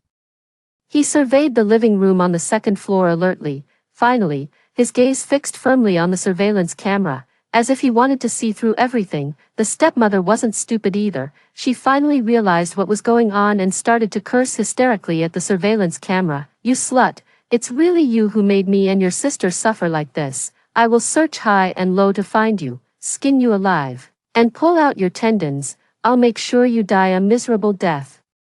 You slut." The man in black didn't stop the stepmother. After giving a strange smile towards the surveillance camera, he split the surveillance camera in half. I turned on the surveillance camera in the yard again and found that the man in black led them out of the yard and finally disappeared from the surveillance. A chill rose in my heart. Although I still didn't know why the man in black took them away, I couldn't just watch them die miserably. I felt that the anger in my heart hadn't been completely vented yet. Half an hour after the man in black left, another group of people in black broke into the house. It seemed that these people were from the same group as the man in black who had just left. The 5 of them acted in an orderly manner and had no interest in the supplies. It seemed that they were looking for something. Half an hour later, they also left. Time passed day by day. Groups of people came and went in the abandoned villa. But I never saw the stepmother and the others come back. I wasn't worried that they would find this place because the stepmother didn't know this place at all. On the 15th day of the zombie virus outbreak, the city's power system completely collapsed. I could no longer check the surveillance cameras installed at home, and the network also largely collapsed. We lost contact with the outside world. Because the White Oak Manor had sufficient supplies, it wasn't affected by the outside world. And everything was normal. The people in the manor were very united. Everyone knew that in the apocalypse, the survival ability of a team was much stronger than that of a single person living alone. 14. On the 20th day of the zombie outbreak, the White Oak Manor batch of zombies arrived, but they were quickly dealt with by Daniel and his men. I'm much better now. 80% of the toxins in my body have been expelled, and I can get out of bed and walk around. There were often the boo and screams of zombies coming from the villa on the left. At first, everyone was very scared. When I told them that the world's top medical team was developing an antidote for the zombie virus there, everyone showed expectant expressions. In my previous life, although I didn't know why the zombie outbreak was so rapid, the paralysis of the government agencies alerted me, so I asked Daniel to spare no expense to organize the world's top medical team on the pretext of developing a new project and equip them with the best medical equipment. As soon as the virus broke out, they could obtain the latest first-hand information and immediately start their research. Currently, everything is going smoothly. Dr. Elijah, who is leading the team, said confidently that the antidote will be developed soon. On the 30th day of the zombie virus outbreak, Daniel caught 2 people. When I took a look, it was the stepmother and the man in black. The stepmother was on her last breath, her expression numb, and her spirit on the verge of collapse. The man in black didn't say anything. As soon as the stepmother saw me, she desperately tried to pounce on me, but her hands were tightly tied behind her back. It was you who killed your younger sister. You're so cruel. I'm going to kill you today. You slut, when I killed your mother back then. I shouldn't have left you, this evil spawn. Slap, slap, 2 loud slaps landed on her face. Blood oozed from the corner of the stepmother's mouth, and 2 teeth fell to the ground. Then, there were several hard kicks, and the stepmother immediately didn't dare to be arrogant anymore. It was Daniel who took action. Madam treated you so well, yet you had the heart to kill her. As he said this, Daniel kicked her 2 more times. I didn't look at the stepmother anymore but turned to the man in black carrying the sword of Gojin of you and pointed at the sword behind him, asking, "Is it real?" "Yes," he answered simply. I became even more excited and asked, "Then can I take a look?" He hesitated for a moment but still took the sword off his back and handed it to me. I took the sword and looked at him with great interest. "How did you find this place?" "Just check the whereabouts of this butler, and you'll know everything." He pointed in Daniel's direction. "You could find this place just based on this. Your tracking skills are quite good." I returned the sword in my hand to him. "What brought you here? You don't seem like someone who would meddle in other people's business." I didn't plan to beat around the bush and asked him directly. Just as the man in black was about to speak, Captain Dominic, the security guard, rushed over in a hurry and said, "Something terrible has happened, miss. A large number of abnormal zombies are approaching the periphery of the manor, and it has been found that 3 people in black have broken into the manor. Currently, people are being sent to secretly monitor their every move. Their purpose of invasion is still unclear." The face of the man in black turned pale in an instant. "Damn it. I didn't expect them to find this place so soon." I was just about to ask for an explanation when a huge explosion suddenly came from the villa on the left. I thought to myself, this is bad, but I still pretended to be calm and quickly arranged everything. First, activate the manor's defense mode. Let Daniel command everyone to block and eliminate all the abnormal zombies outside the manor. Second, continue to secretly monitor the 3 people who invaded the manor. Figure out their purpose of invasion, find out their invasion route, and strengthen the precautions. Third, lock up the stepmother and the man in black first. After I gave all the instructions, I realized that the man in black had already disappeared, and only the stepmother was lying on the ground, half dead. 15. At this time, 2 more explosions came from the villa on the left. A bad premonition rose in my heart. I asked Captain Dominic, the security guard, to quickly call for more people, and I rushed towards the direction where the explosion sounded.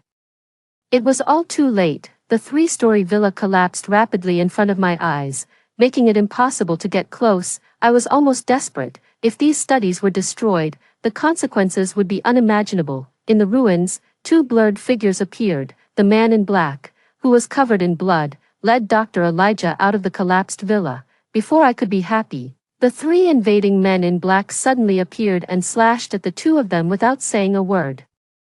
The man in black protected Dr. Elijah behind him and fought desperately. He faced 3 of them alone. After several rounds, he gradually fell into a disadvantage. I was extremely anxious but couldn't do anything to help, seeing that the man in black couldn't hold on anymore after being stabbed twice, and when one of the men in black's hand was about to touch Dr. Elijah's shoulder, a sudden scream came. The man in black's neck was instantly bitten off by a zombie. At this time, several more zombies rushed out of the ruins, and the scene was in chaos. I seized the opportunity to rush up and support Dr. Elijah. The man in black fought desperately against the zombies and the men in black to cover my retreat. Fortunately, Captain Dominic, the security guard, arrived in time with his men, and the situation was brought under control.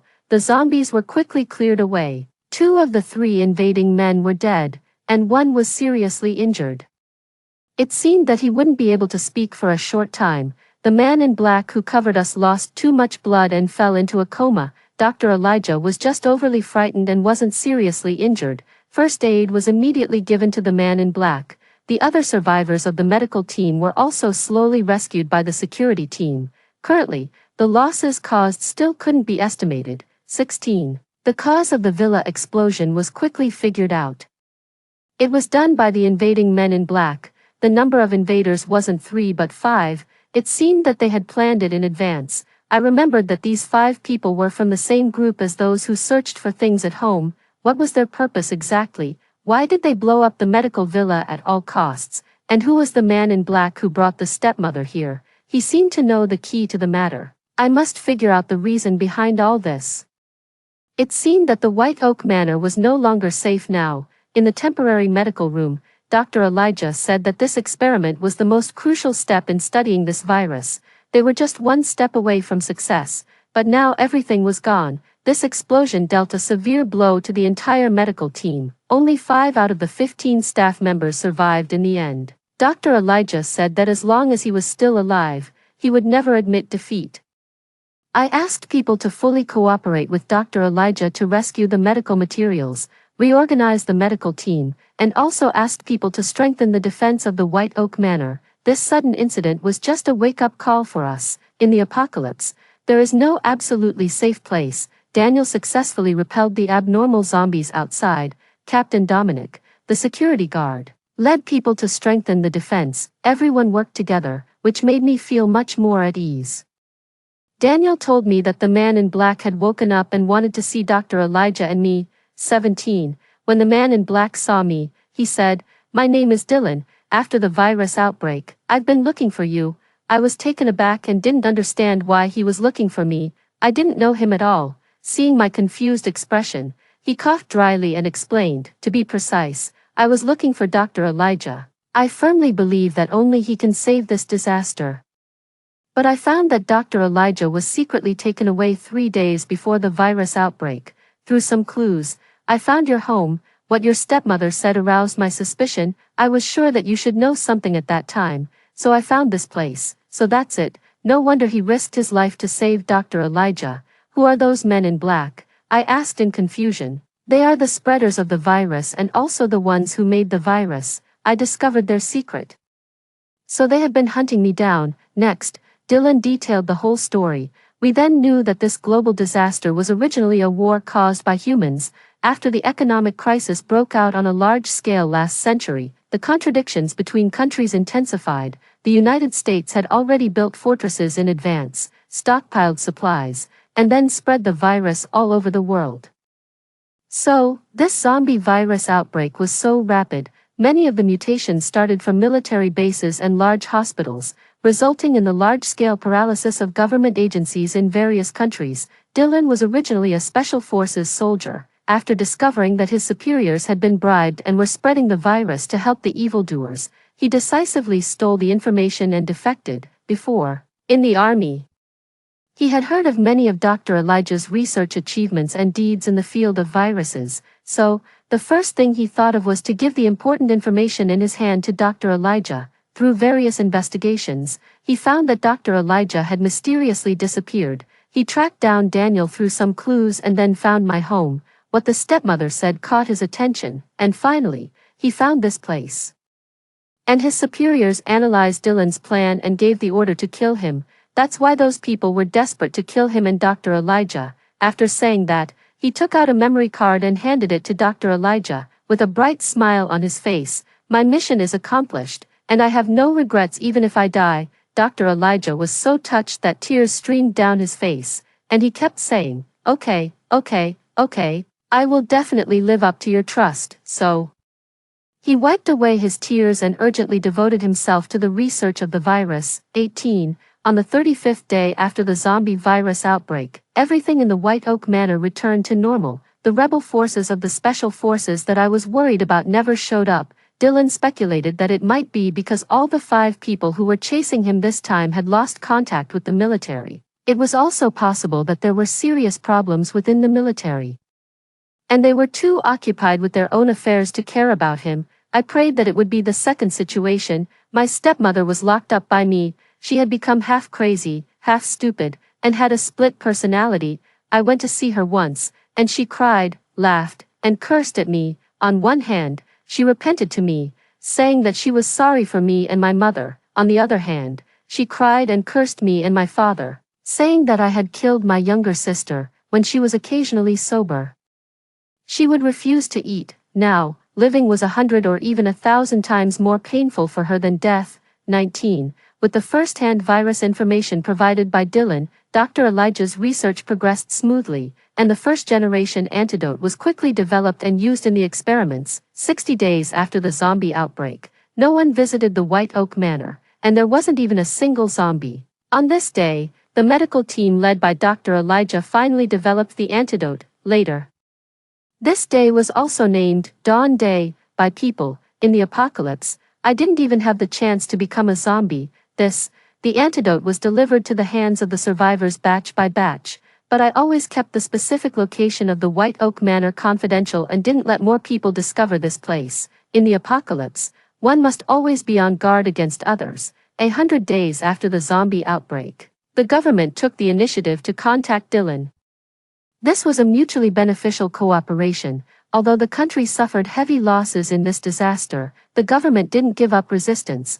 For the sake of the country and the people, they were still persevering. The antidote for the zombie virus was quickly put into widespread use in various places, and everything was developing in a good direction. 180 days after the zombie virus outbreak, the network was largely restored.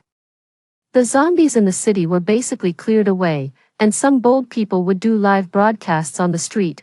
Words like zombies, virus, and death seemed to have become a thing of the past. People freely enjoyed the freedom of rebirth after the disaster. As more and more people stepped out of their safe fortresses, the world regained its former liveliness. After the carnival, some people chose to commit suicide, while others chose a new life.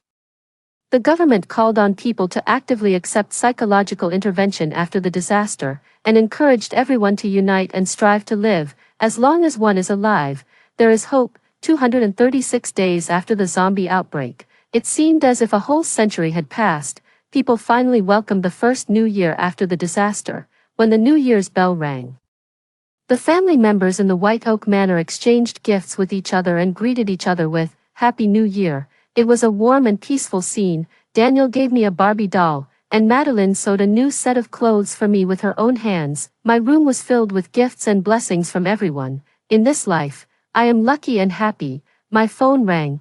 Dylan asked me to open the window and look outside. Standing by the window, I saw him standing in the yard and smiling at me. Then, a gorgeous firework bloomed in the air. The people in the yard cheered and enjoyed the lively atmosphere to the fullest. At this moment, I only wish that the mountains and rivers will be safe, and the prosperous age will last forever. Story 2. On the first day of the Lunar New Year, as zombies erupted, the butler suddenly mutated. Being the true heiress of a wealthy family, I found myself abandoned by my parents and brother, who chose to save the fake heiress instead.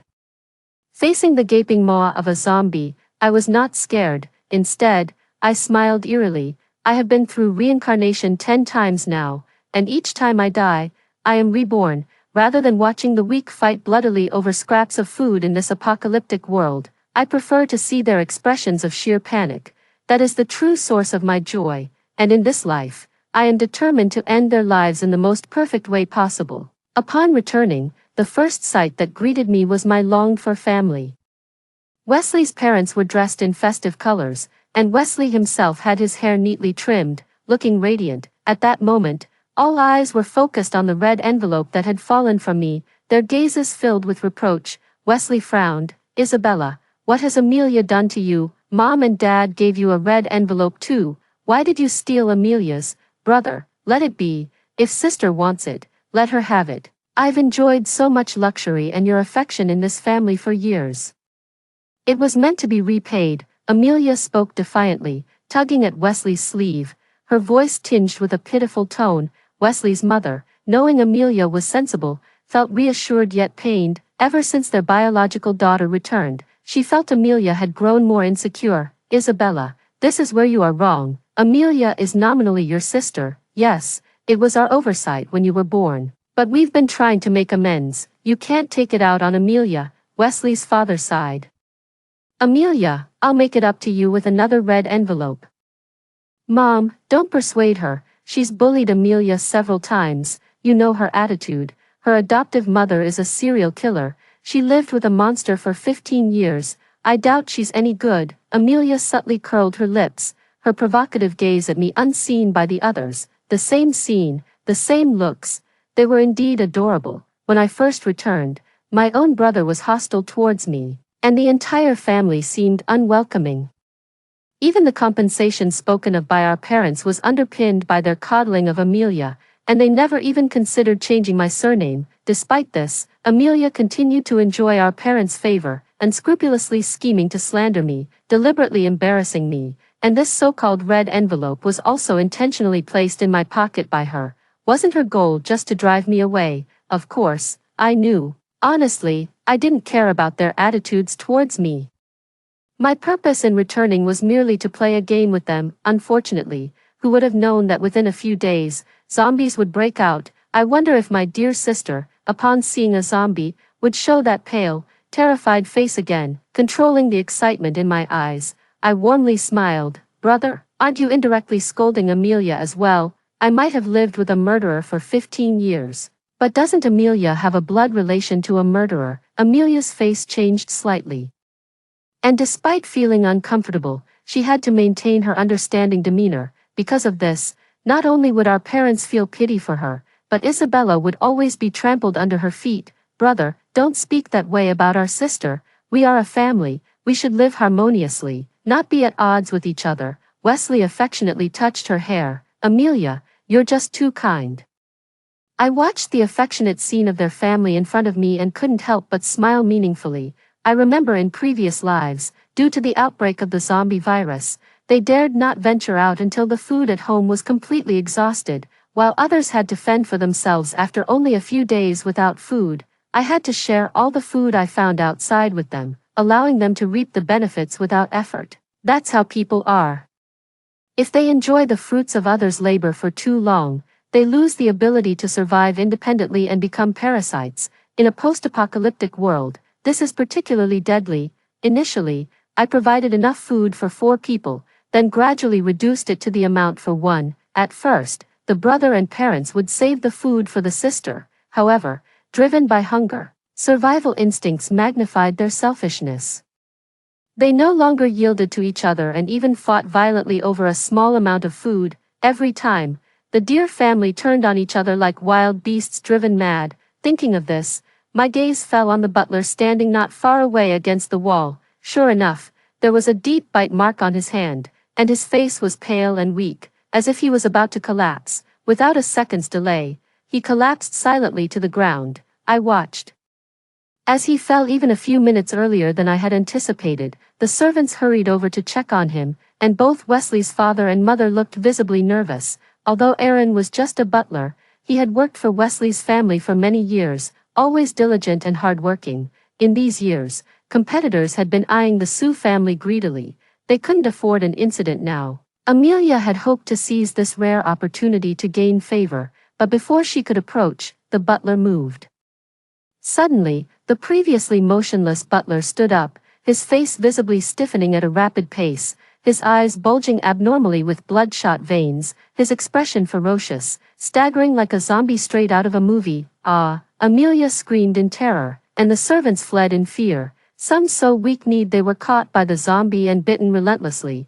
Blood splattered everywhere. The sounds of tearing flesh and agonized screams created a terrifying atmosphere. Wesley's father and mother were too scared to speak. Wesley, trying to appear calm, said, "Mom, Dad, Amelia, let's go to the basement to hide." I quietly enjoyed the delightful expressions on their faces, my heart pounding with excitement amidst the happiness. Indeed, this thrill was unlike any felt from killing. Every expression of theirs made my blood boil, as the zombie approached within 2 meters of me. Just like in the previous 9 cycles, they abandoned me again. I saw my parents and brother, not forgetting to grab Amelia's hand as they escaped to the nearest basement on the ground floor. And once again, I was forgotten, watching the zombie's gaping maw. I wasn't frightened. Instead, I smiled eerily. I pulled out a sharp German military dagger I carried with me and cleanly chopped off the zombie's neck. Even those servants who had been bitten and infected were mercilessly stabbed in the neck by me. In one night, except for the servants who escaped the villa. I had killed all the zombies inside. Bodies lay everywhere, the thick scent of blood permeating every corner of the hall. I expertly disposed of the bodies in the garage, repeatedly wiping the bloodstains on the floor until I was satisfied. After cleaning the dagger and disinfecting it, I cherished it back into its sheath and concealed it in my clothing. At the same time, I knocked on the securely locked door of the basement. Mom, Dad, are you in there? Wesley's mother, leaning on Wesley's father. Choked up, Isabella, are you all right? I squinted with interest. Mom, don't worry, I'm fine. What a good mother, concerned about me, or worried I might turn into a zombie. Wesley's mother hesitated. So, what should we do now? Wesley shook his head repeatedly. Mom, it's too dangerous outside. We can't open the door. I just watched a live broadcast from the authorities. The zombie virus has broken out globally, and many people have been infected. We can't take that risk. But what about our sister? She's still out there. Amelia, looking anxious, pleaded, Brother, let's open the door. I don't want our sister to turn into a zombie. Besides, we are family. Wesley frowned upon hearing this. Family. He had never accepted Isabella as his sister. No one could replace Amelia. Isabella, what was she? Just a murderer's daughter. I remained calm, with no turmoil inside. Based on my so-called sister's pretentious speech, her desire to let me in was obviously fake. Among them, she was the one who most wanted me to turn into a zombie. Since they weren't opening the door, there was no need for me to keep waiting here. Once they ran out of food in the basement, they would naturally come out. I decided to leave them hanging for a few days as a small punishment, walking out of the villa and heading towards the city center a few kilometers ahead. The neighborhoods along the road and the streets themselves were in disarray, on what was supposed to be a festive day. The streets were deserted, and the big red lanterns hanging at the entrance of malls were all destroyed by zombies. Cars were overturned everywhere. As others hid in their apartments, they looked strangely at the girl who dared to come out alone. My God, who is this, daring to come out alone? These zombies are so terrifying. This girl must be tired of living. My Lord, another one to turn into a zombie. A few zombies noticed me and lunged at me with bared fangs. I quickly stepped back, catching a glimpse of the onlookers in the windows, a slight smile appearing on my lips despite the chaos. I swiftly drew my dagger, and using my agile movements, quickly dispatched the approaching zombies. It seemed the zombies learned that I was not to be trifled with, as they dispersed quite temperamentally, with the surprised gazes of others upon me. I made my way to an underground supermarket. The supermarket was large, stocked with all the essentials, and what's more, everything was free. However, the sight of a bloody cashier's desk and uninfected bodies under the shelves made me cautious. It was clear that there were others here besides myself. I chuckled softly to myself, almost as if I had stumbled upon something amusing. As I continued to explore the supermarket, I saw several women on the ground, stripped of their clothes and covered in blood. I glanced briefly at them, then looked up to see a muscular man not far ahead, and turned to find another burly man behind me. They looked rough and ready, clearly not good people. I pretended not to notice their predatory stares and smiled warmly. That's great. I thought I was the only one. The zombies outside are really frightening. Uncle, did you also escape here? The two men looked puzzled as they exchanged glances filled with meaning. The muscular man was the first to respond. Yes, young lady, with us here. We'll protect you. Really? I exclaimed, surprised yet skeptical. But why aren't the women lying on the ground moving, and why are they undressed? I glanced at their sleazy faces and saw through everything. Was it you? The burly man tried to smooth things over. Of course, it was the zombies. We've already taken care of them. I nodded, my gaze piercing, deliberately lowering my guard to bait them. Seeing me drop my guard, the two men grew excited, inching closer while reassuring me that this place was safe and that they would protect me. Unable to contain himself, the muscular man tackled me when he was less than a meter away. Little darling, let me give you a kiss. This tender girl, I want to be the first to taste. The muscular man paused, feeling something wet on his stomach. Looking down, he saw a cold dagger plunged into his belly, blood gushing out in deep red streams. We looked eye to eye, and I smiled sinisterly. Not so fast. I didn't agree. The burly man exploded in anger. You little bitch, are you asking for death? I swiftly pulled out the dagger, blood splattering onto my clothes, and pushed the body off me. I dodged the burly man's kick. Hee, it's not me who's going to die, it's you, damn it. The burly man gritted his teeth, but he was quickly subdued by me. From a young age, my foster mother trained me. Besides going to school, I spent my days practicing so-called killing techniques on animals she captured. After 9 cycles, killing had become almost second nature to me. But I never actually enjoyed killing. What I really liked was seeing the expression of despair and fear on people's faces when they faced death. That was my true pleasure. I didn't kill the burly man right away. Instead, I simply knocked him out and tied him up in the freezer of the storage room. To prevent him from calling for help, I stuffed his mouth with several sanitary pads. After everything was set, I packed a large backpack with plenty of compressed biscuits and mineral water. This should last me about 4 days. After 4 days, there would be 3 days of heavy rain, which would be followed by the first wave of a zombie surge in this post-apocalyptic world. Zombies mainly use smell and sound to locate humans. Water not only dilutes human scent but the sound of falling rain also confuses them, thereby weakening their abilities. The supermarket wasn't a hidden or safe place, and I didn't want to linger, taking advantage of the few zombies nearby. I took a path that avoided large gatherings of them. I reached a small motel, killed a few zombies blocking the entrance, and found all the room keys at the counter. Before I could head upstairs, I heard banging and desperate cries from above. Bang, bang, bang, open the door. Is anybody there? The voice of a girl breaking down reached my ears, sounding vaguely familiar. I know you're in there. Why won't you open the door, Abigail Grace? I always do what you two ask. You sent me to buy lunch. So I went. You treat me like a sidekick. I've never spoken ill of you. You always leave me behind. Can't you think of me this time? The zombies haven't reached here yet. What are you scared of? Why won't you open the door? As I ascended the stairs, the one banging on the door turned out to be Evelyn, universally regarded as a model student by the school teachers. I heard her family was poor, and upon discovering that Abigail and Grace were well off, she desperately became their lackey. Not only leading the bullying of other students with them but also making some extra money on the side, one face for the teachers, another for the peers. She played the two-faced game even better than my seemingly sweet sister. Seeing the keys in my hand, Evelyn looked as if she had seen a savior. Isabella, is it you? Great, you have the keys. Can you open the door for me? I ignored her, just checking the room number on the key, and headed towards the room at the end of the hallway. Isabella, I told you to open the door for me, didn't you hear? When Evelyn realized I was ignoring her, she became furious and tried to snatch the keys from me.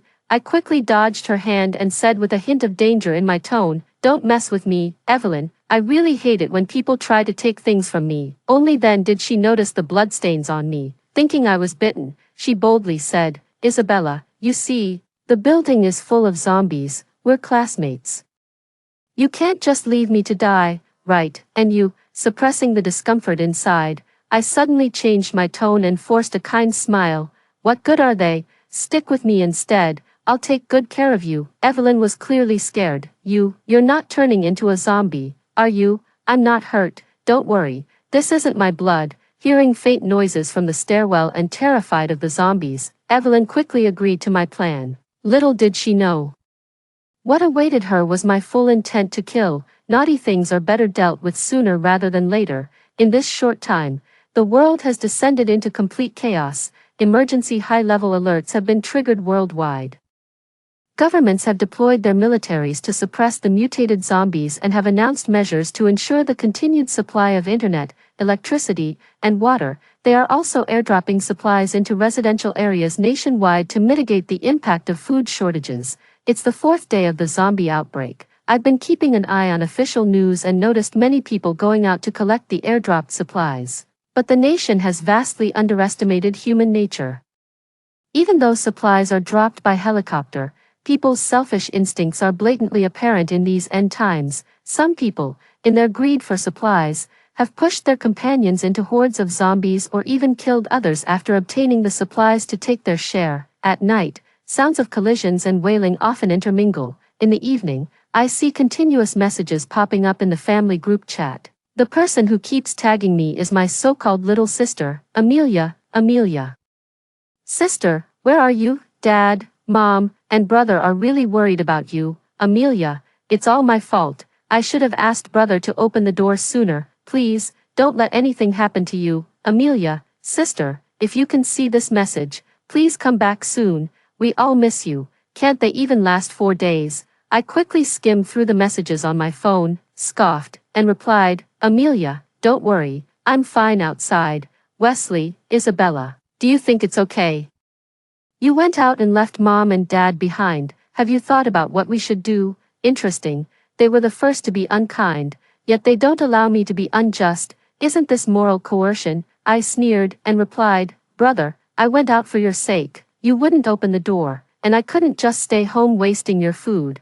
Instead of praising me, you blame me. Wesley, nonsense. The day after you left, someone broke into our house. They stole all the food, Dad, Mom, Amelia.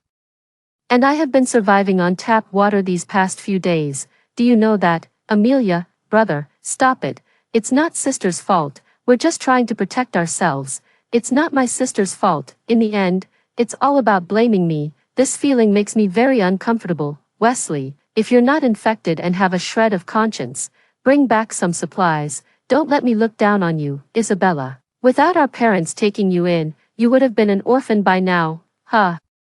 How righteous he sounds, Wesley's father. Enough, Wesley, hold your tongue. Wesley, Dad, I'm not wrong. Besides, isn't this what you all think? Wesley's mother, Isabella, your brother speaks harshly. Don't take it to heart. We really had no other choice but to come to you for help. Besides, it's not safe for you to be out there alone. If you come back, the family can look out for each other. As I watched them spout righteousness and morality, I had no intention of continuing to engage with them. These people are more nauseating with their hypocritical faces than frank murderers. By the 9th cycle, I had grown accustomed and tired of dealing with them. My gaze fell on the blood-stained plastic bags in the corner of the room, and a flower bloomed in my heart. It felt like indulging in a juicy watermelon on a scorching summer day, unable to hide the excitement within. This time, I was sure to preserve them in a brand new way. Finally, it was the 5th day. The hustle and bustle seen during the new year had completely vanished by now. The streets were empty except for the wandering zombies. Many households had either run out of supplies or had them stolen by people with ulterior motives. Even if one dared to gather supplies, zombies menacingly lurked beneath the apartment buildings, and not everyone had the strength to bring the supplies back safely. Those with a bit of fighting ability became a delightful feast for the zombies. Occasionally, a gaunt figure walking through the corridor was prepared to die, fearlessly charging into the zombie horde to be gruesomely bitten. A bolt of lightning streaked across the sky, followed by howling winds and rolling dark clouds. Pearl-like raindrops hit the ground, indicating a heavy downpour was imminent. Seizing the moment, I quickly packed my backpack and made my way to the nearest university, avoiding zombies before the network was disrupted by the rain. I used memories from previous lives to locate the biochemical factory on my smartphone map. After gradually transporting solutions like formalin and alcohol to the laboratory by car, it was nearly dark. I wiped the sweat from my forehead, locked the laboratory door, and made sure I wouldn't be discovered before daring to return to the hotel in the rain. Along the way, I also grabbed a few boxes of cold and anti-inflammatory medicine from a pharmacy. Until I noticed signs of tampering on my hotel room door, which immediately darkened my expression. Indeed, while I was showering, a female voice shattered my suspicions. Brother Sue, we didn't lie to you. I and Grace really saw my classmate with a big backpack entering this room, and she also had the keys to all our rooms. Jealousy gleamed in Grace's eyes. Having been starving for days, yeah, we saw it clearly through the peephole. Evelyn is inside too. The bald man known as Brother Sue clicked his tongue. Don't fool me. If there's nothing inside after all this trouble with the lock, I'll start with you too. Just from their conversation, I understood the whole story. Apparently, the noises and moans I could faintly hear while sleeping at night weren't just from men picking locks. It was possible that the guests inside had endured inhuman treatment, no matter how many times I've been reborn. I've seen people cannibalize their own kind out of a survival instinct, and some bandits specifically capture others to supplement their food when supplies run out. It's nothing unusual. So, these two were planning to join this bandit in robbing my supplies. Click, click, the sound of the lock being picked continued, and the door began to shake. I quickly dressed, grasped the freshly cleaned dagger, and hid at the corner near the door, ready to strike. Outside the door, Abigail exclaimed in surprise, Brother Sue, the door is loosening up. You're amazing. Brother Sue is indeed Brother Sue. no wonder he's so formidable." Hearing their encouragement, Baldy felt a bit of pride. He ferociously pulled and knocked at the lock, which didn't endure more than a few minutes before it was pried open beyond recognition. "It's open, it's open." Just as the door swung open and Baldy was about to step inside, I, hidden by the wall, swiftly stabbed him in the lower back right under Abigail and Grace's watchful eyes. Baldy cried out in pain and swung the steel pipe in his hand towards my head. I quickly sidestepped, pulled out the dagger, and distanced myself from him. Instantly, a long gash appeared on his lower back, pale and ghastly. Slowly, blood began to ooze and then spurt out violently from the wound.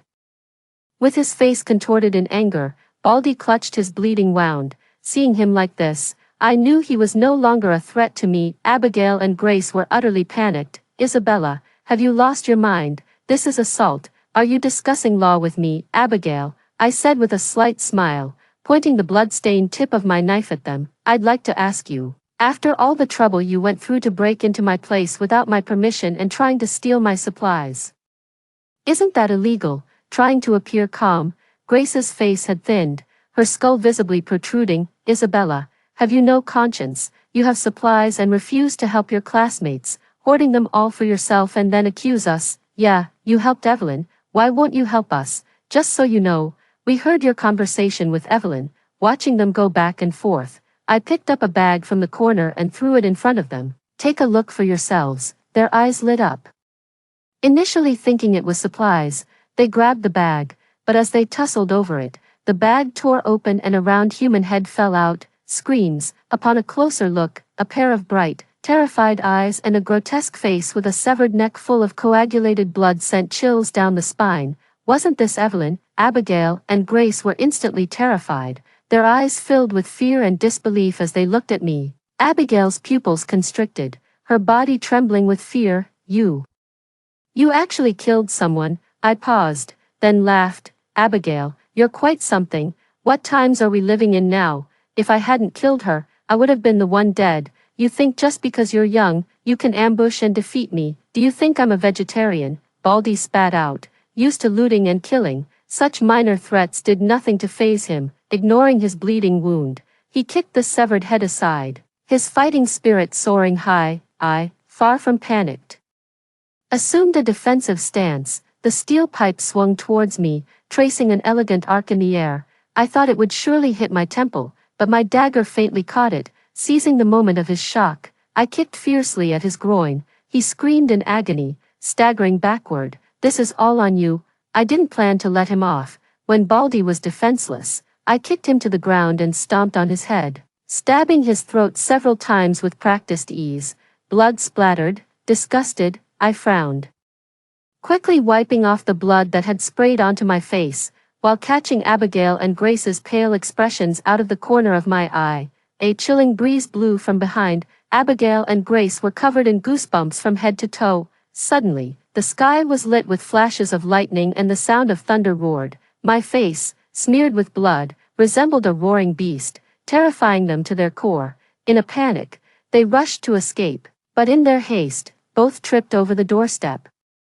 I revealed a warm and clean smile, gripping a dagger as I slowly approached them. "You two have three choices. 1. Be killed by me. 2. Be bitten to death by zombies. Or 3. Let me choose for you. Decide for yourselves. I'm actually quite nice. Anyway, you're going to die, so why not end your suffering sooner rather than later?" Abigail burst into tears. "No, don't. I don't want to die yet, Isabella. It was my fault. I shouldn't have targeted you. I was wrong, Isabella.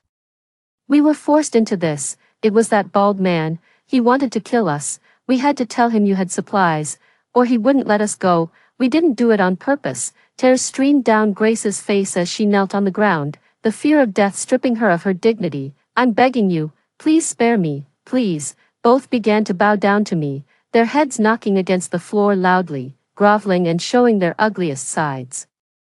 They abandoned all dignity and decency in their desperation to live. At that moment, I couldn't describe my feelings, and I didn't even bother to lift my eyelids. Enough with the nonsense. If you won't choose, I'll choose for you. Realizing that pleading was futile, Abigail stopped bowing. As the blade nearly slit her throat, she glared at me with the most venomous look. "Isabella, You will not die a good death. I will haunt you even as a ghost, on the 7th day of the zombie outbreak. After enduring a heavy rain, the nation, limited by human resources, was unable to keep its promises. Apart from water supply, the internet and electrical lines were severely damaged, with the networks paralyzed and varying degrees of disruption. Mobile phones became useless as well. Walking through the rain towards the villa area, I could still spot a few survivors scavenging for food. The continuous downpour had raised the water levels, dispersing many zombies nearby. But by tomorrow evening at 7, when the water recedes, a massive wave of zombies would surge forth. All I could do now was hurry back to the villa. From the second-floor window, Amelia saw me. "Sister, you're back." I was surprised, even more so because they had opened the door for me. Noticing their gaunt figures, I managed to hold back my emotions and handed the backpack to Wesley. "Brother, I've brought supplies. You can't blame me now." "Right, that's more like it." Wesley was very satisfied. He took out compressed biscuits from the backpack, biting into them one after another, and didn't forget to share with his father and mother. The three of them devoured the food, a far cry from their usual haughty demeanor. I smiled faintly, noticing Amelia hadn't touched the compressed biscuits, her lips still trembling. "Sister, what's wrong? You look so thin. Is something bothering you?" My face showed concern as I reached out to touch her, but she dodged away. Amelia bit her lip, smiling sweetly. "Sister, thank goodness for you." I smiled lightly. "Don't mention it, we're family after all." After they had finished eating, I went to my room to change into clean clothes. Just as I was about to urge them to pack up, Amelia cheerfully brought me a bottle of mineral water. "Sister, here you go, you must be tired. Have some water." I slightly deepened the smile at the corner of my mouth, reaching out to take the water bottle she handed me. As her eyes relaxed, I leaned in close to her ear and whispered at a volume only the two of us could hear. "Amelia, do you think you could survive without me?" Clearly caught off guard by my question, Amelia's expression shifted from shock to composure as she replied, "What are you talking about, sister? How could we possibly die? I believe our family will make it through." I looked at her with a peculiar gaze. "That's true. Amelia is so smart. I believe even without me, you would still survive." Then, I turned and went downstairs, keeping a wary eye out. I tried twisting the bottle cap and found it hadn't been tampered with. Reassured, I took a sip. After instructing them to pack the essentials, I led them to a high-rise apartment building I had visited in my past 5 lives. Although the top floor required climbing stairs, it effectively reduced the risk of zombie attacks. Zombies are strong but not agile, making stairs a difficult obstacle for them, and if I remember correctly, this so-called apocalypse only lasted a year. During that year, there were 3 waves of zombie outbreaks. Each wave coincided with a natural disaster. The first wave was preceded by a storm that damaged networks and electricity. The second wave came before a tornado that destroyed buildings. The third wave occurred during a severe drought, until the zombies were completely eradicated. But for those living in the apocalypse, it was an extremely difficult and terrifying time. Perhaps it was our lack of environmental care that caused nature to seemingly add fuel to the fire just before each zombie wave. 9. Fortunately, the rain provided some cover. Otherwise, with these troubles, I couldn't ensure they wouldn't get bitten by zombies when we encountered a zombie at the stairwell. At first they followed my instructions quietly, step by step avoiding the zombies, until we reached the 3rd floor. Amelia saw a zombie with a face smeared with blood and torn skin, twisted in shape. The zombie was emitting a nauseating odor, and the spine it was frantically chewing on had been pulled from a body. Even Wesley's father and mother were trembling all over. Amelia had never seen such a scene. Just a few steps up to the 3rd floor, she couldn't control her fear and made a noise. Hearing the sound, the zombie instinctively spat out the bone in its mouth and lunged towards Amelia. She was terrified, her fear causing Wesley's parents, who were carefully climbing up the stairs, to suddenly run upwards, completely forgetting about their adopted daughter behind them. Amelia, frightened by the limping zombie behind her, stumbled and fell, with the zombie's blood-stained fangs nearly reaching her calf. She grabbed Wesley and cried out, "Brother, save me." Seeing her pulling at his trouser leg, Wesley panicked. As Amelia looked down and saw the zombie less than a meter away, She gritted her teeth thinking about pulling Wesley down to block the zombie, but just as she was about to act, I quickly descended with a dagger and swiftly decapitated the zombie. The severed head, with its mouth agape, fell down the stairs, and the zombie's body collapsed. Wesley and Amelia, stunned, inhaled sharply. I narrowed my eyes, scrutinizing their expressions. No more screaming. If you don't want to draw attention or attract more zombies, you'd better behave. Amelia's face was pale, and although displeased, she couldn't argue. On the 8th day of the zombie outbreak, the water left by the storm had completely receded, darkness fell, and hordes of zombies staggered closer, about to crush the land. Those hiding in the lower floors, regardless of age or gender, were broken into by groups of zombies and torn apart. Women, children, men, and a few struggling elderly were overwhelmed by the zombie horde. Some zombies, their faces covered in thick blood, with mouths stretched almost to their jaws, the teeth jutting outward, seemed to chew on slices of meat. Everywhere was filled with the low growls of zombies. I didn't observe for long. The soundproofing here was relatively good. To hear more clearly, I opened the door a crack and faintly heard some knocking sounds from the floor below. Please, someone with a kind heart, open the door. Sob, I brought some food. My husband is dead. Just open the door and I'll do whatever you want. The woman's cries echoed to the skies, but far from eliciting sympathy, they only increased worries that her crying might attract the zombies. I closed the door, but Wesley's mother sighed beside me. Isabella, that woman seems really pitiable, with no one to help her. Maybe we should. Mom, I interrupted her, speaking somberly. I remember telling you all to stay put. If you're so overflowing with sympathy, I really wonder if I should throw you out too. Isabella, Wesley's father and Wesley both chided in unison. Wesley was the first to stand up, pointing at my nose in reproach. Mom is just being kind. Is it necessary for you to be like this? Seeing this, Amelia tugged at his arm, trying to stop him. Brother, my expression unchanged. I said nothing more. After all, speaking with those who might soon be dead was rather exhausting. The zombie horde didn't last long. It was just one night, and then things returned to how they were before, leaving only the homeless zombies behind. A month had passed since the end of the zombie wave, and there were 2 months left until the second wave. During this time, aside from gathering supplies, I had to face my brother and parents' hypocritical faces daily. They enjoyed the benefits I provided while sharing a few sentiments whenever they saw a survivor in distress.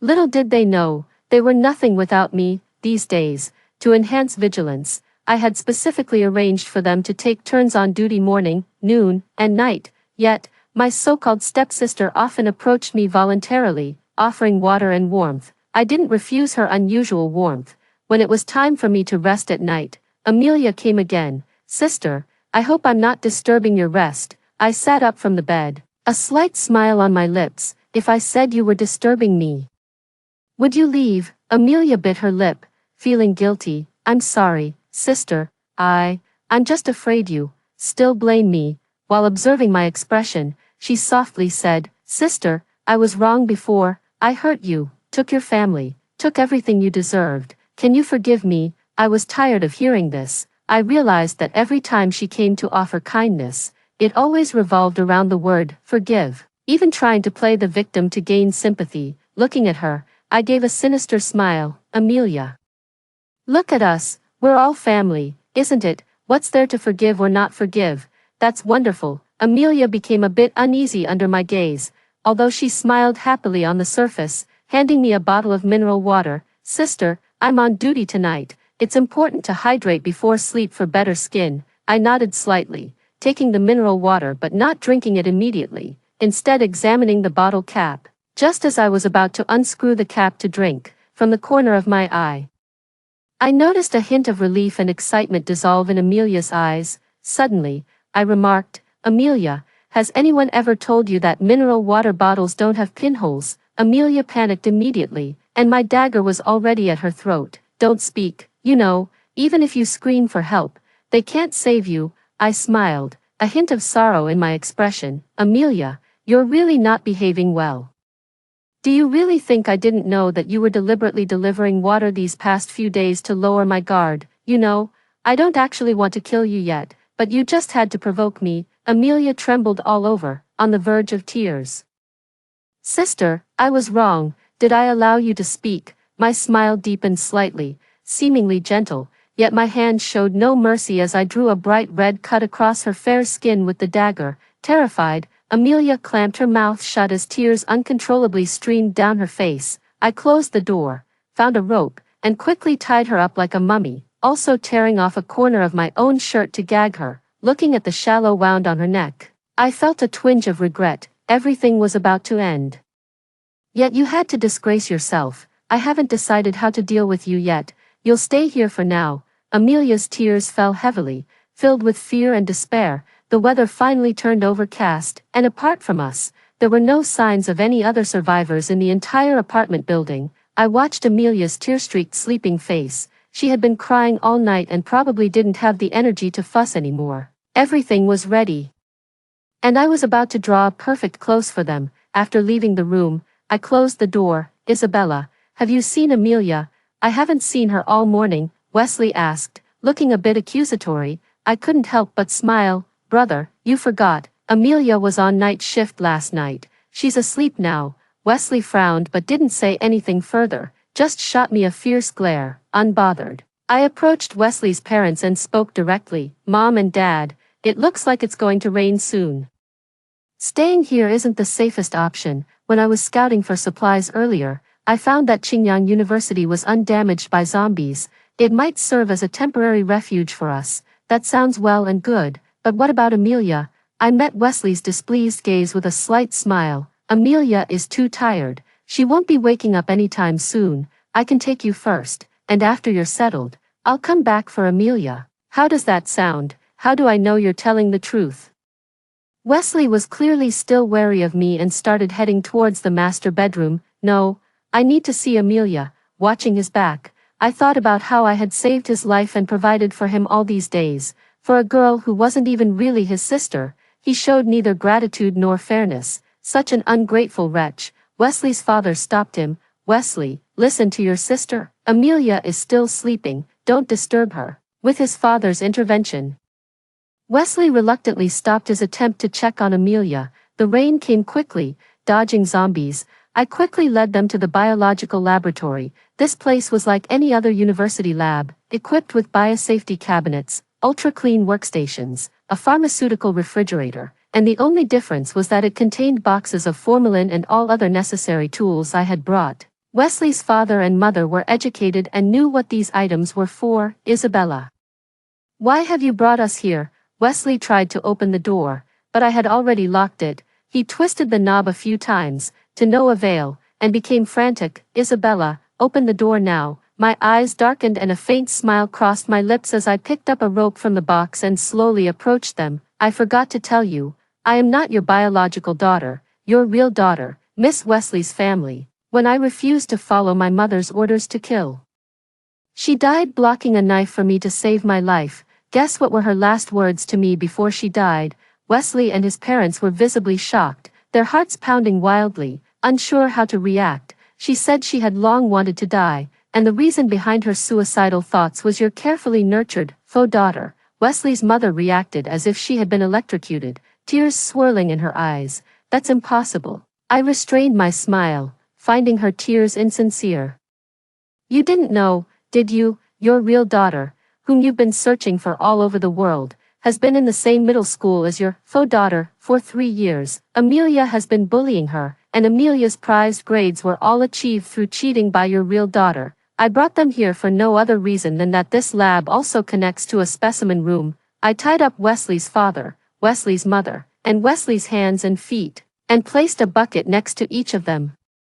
Wesley's mother continued to cry, her whole demeanor one of numbness. Wesley's father was no better, glaring at me furiously as if he wanted to devour me alive. You little beast, our family has treated you well, why would you do this? Wesley, like a lamb to the slaughter, still tried to defend his faux sister. Isabella, you wild child, Amelia is so good, how could she possibly bully anyone? You must be jealous of her. Making this up, right? I scoffed, walked up to them, and sealed their mouths with duct tape, speaking softly. I am clear about my debts of gratitude and grievances. rewards are due where gratitude is owed, and evils must be eradicated. Wesley seemed to want to say something else, his eyes cold as blades, filled with disgust and defiance. I smiled slightly. Don't worry, we are nominally family after all, and I'll make sure you receive VIP treatment. Pulling out a dagger, I gently traced Wesley's cheek with the flat of the blade. Watching the fear gradually expand in his eyes, my lips curling into a warm, clean smile. Do you know, many people think that slashing wrists doesn't hurt, but they're all wrong. A regular person feels pain for a long time from just a small cut by a knife, let alone a deep one. On the arm, there are veins and arteries. If you cut a vein, the blood will clot in about 10 minutes and won't be fatal. But it's different with an artery. The artery on the wrist is about half a finger deep. Cutting it also severs countless nerves. It's not just about draining your blood, it hurts dozens to hundreds of times more than cutting a finger. Watching their faces turn various shades of fear, my gaze became nearly obsessed yet conflicted. The artery is also my least favorite spot. It's under high pressure and tends to spray everywhere. Picking up the bucket next to me, I grabbed Wesley's trembling arm, holding the dagger in one hand and steadying his wrist with the other. Don't move. I've taught myself anatomy and know where the blood vessels are, but if you move and I cut the wrong spot, I won't mind making an extra cut. Wesley shook his head frantically, squirming on the ground like a caterpillar. I noticed that his trousers were wet, with a suspicious liquid flowing beneath him. I frowned in disgust, located the pulsation points, and deftly made a fresh cut on each of his hands. The depth was moderate, not enough to kill him immediately, but sufficient to make him endure both fear and pain. As the blood gushed out, I quickly placed his bound hands into the bucket. Turning to Wesley's parents, I showed no mercy, humming a tune non-stop as I went about my business. Their gazes shifted from initial shock to gradual despair. When they looked at me again, it was as if they were seeing a terrifying monster. By the time I returned, it was already 5 in the afternoon. Considering the time, Amelia hadn't eaten in almost a day. The zombies in the stairwell had mostly been taken care of. During the few hours I was gone, someone indeed had broken in. I walked slowly, hearing noises from the master bedroom as if someone was struggling and kicking the walls. It must be Amelia. I didn't rush in but instead looked around. The apartment was a 3-bedroom with a living room, neither too big nor too small, spanning 100 to 120 square meters. The only hiding spots were under the bed, behind the closet doors, behind the fridge, and beneath the sofa. Checking each spot one by one was clearly passive. As darkness approached, and with no electricity, the living room would soon be enveloped in darkness. Click, the sound of the door lock turning. Amelia had somehow untied herself, holding a blood-stained kitchen knife in her hand. I guessed someone had given it to her. Her hands trembled, the corners of her eyes bloodshot. Far from her usual frail demeanor, I watched her clumsy grip on the knife and couldn't help but sneer. What? You're going to attack me, Isabella? Die, Amelia said with venomous eyes. With no technique, she charged at me, stabbing in my direction. I smiled subtly, my dark eyes mysteriously frightening. As Amelia lunged, I dodged sideways, avoiding her knife, and tripped her, making her fall hard on the ground. I kicked away her knife and stepped on her hand, pressing down repeatedly until I heard the sound of bones cracking. Ah! Amelia screamed in pain, writhing on the ground. Amelia, even if you teamed up with that person, so what? This is the apocalypse. Survival of the fittest. Strength is what counts. Do you think your little schemes will still work? After all, you're just a pampered rich girl who would really want to help you. I looked down at her from above. And you're afraid of me, aren't you? I've tormented you many times, and it's always been effective. After all, it's not common for a dog to bite its master, right? She seemed shocked by my words, her face turning pale. Remember Lily? Amelia paused, and I pressed harder, causing her immediate pain and pleas. Stop stepping. I remember. I nodded in satisfaction, squatting down to whisper in her ear.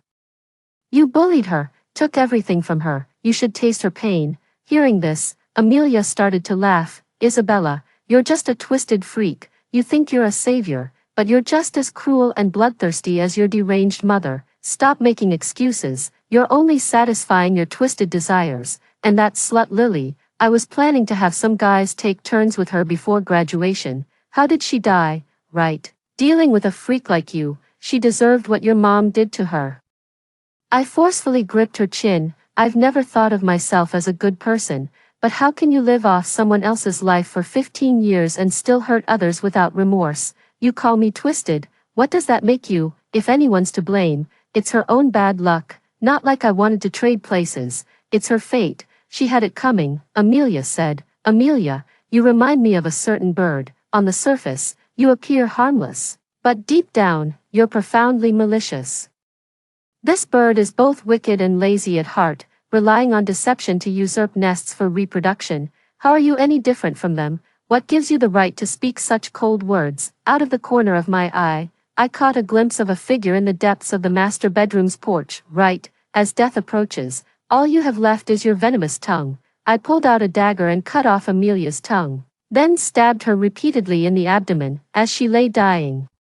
I poured the formalin I had prepared onto her wounds. Formalin can preserve, but once it contacts human flesh, it corrodes it. That should be punishment enough for her. Blood pooled on the floor, and Amelia, her mouth full of blood, was unable to speak or move her hands, struggling in pain on the ground. Jordan emerged from the master bedroom, Amelia's bloody tongue lying at his feet. Long time no see, Miss Isabella. You certainly didn't disappoint me. Jordan, an infamous villain, was like my biological mother, both skilled in deception. His modus operandi involved turning living people into specimens. He had killed numerous people, and after my mother was shot, he had caused several bouts of social panic. The police had been investigating, but due to the vast search area and the randomness of the crimes, it was difficult to pinpoint a suspect. Later, with the outbreak of the zombie virus, he became even more reckless and developed a taste for human flesh. Jordan knew my biological mother, otherwise, he wouldn't have pursued me like a hunter stalking its prey through 10 cycles of reincarnation, even brazenly stating his desire to eat me. Until the apocalypse ended, he was eventually captured by the military and died by gunfire. I think, to a large extent, the survivors in this apartment were killed by him. The reason he hadn't acted until now was merely to use Amelia to witness a game of prey killing each other. He and my biological mother were cut from the same cloth, enjoying manipulating others and filled with indifference. In fact, I had always known he was tracking me. From the second day after I left, I monitored their every move from the back door of a nearby villa. Initially, I was just being overly cautious, but with Jordan's appearance and the reincarnation of my fake sister, I discovered new amusement and tactics. Amelia not only remembered the 9 times I tormented her, but she also revealed my true identity to Wesley's parents. They clearly didn't believe in such unscientific phenomena, otherwise, they wouldn't have been so easily deceived by me into coming to Qingyang University, becoming part of the specimen room, and even after the apocalypse ended, the military discovering these specimens would think they were Jordan's work. As for the message Amelia sent me 3 nights later, it was indeed because they were desperately hungry since Jordan had entered the villa, agreed with her, and took all their food. Unfortunately, Amelia miscalculated. Jordan was never going to help her, he was just using her to lure me out. Since that was the case, I also decided to use his plan against him, keeping them a bit longer to create perfect specimen models. Maybe it's a case of twisted minds thinking alike. Otherwise, I wouldn't continually be called a kindred spirit by Jordan. Nor would he insist on challenging me. I don't consider myself normal either. After all, I wasn't as devastated by Lily's death as I had imagined. Even the tears I shed in front of the police, I'm not sure if they were for Lily or just to avoid suspicion. I stared up at Jordan, towering over me, and made up my mind, facing an opponent so much stronger than myself. My usual strategy was to strike first and catch him off guard. If I could just immobilize him briefly, I had a chance to take him down with a single move. I moved swiftly, using the cover of darkness to hide and change direction, lunging with a dagger towards his blind spot. The sharp blade grazed a shallow mark on Jordan's neck. It didn't hit its mark. Jordan reacted quickly, seizing my wrist that held the knife and squeezing lightly, causing intense pain that made me drop the dagger.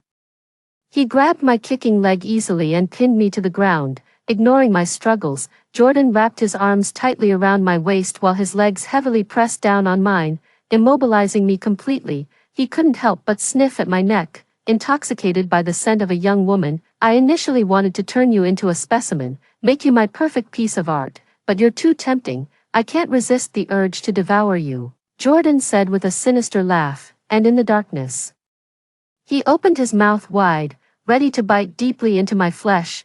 Never underestimate a psychopath's biting force, it rivals that of zombies. Almost instantly, I reached into my pocket for a small knife I had prepared earlier. Using what reach I had, I stabbed it into his thigh. I exerted all my strength, and in that instant, the 8-centimeter knife embedded itself into his bone. No matter how formidable he was still flesh and blood, incomparable to those zombies that could block out pain.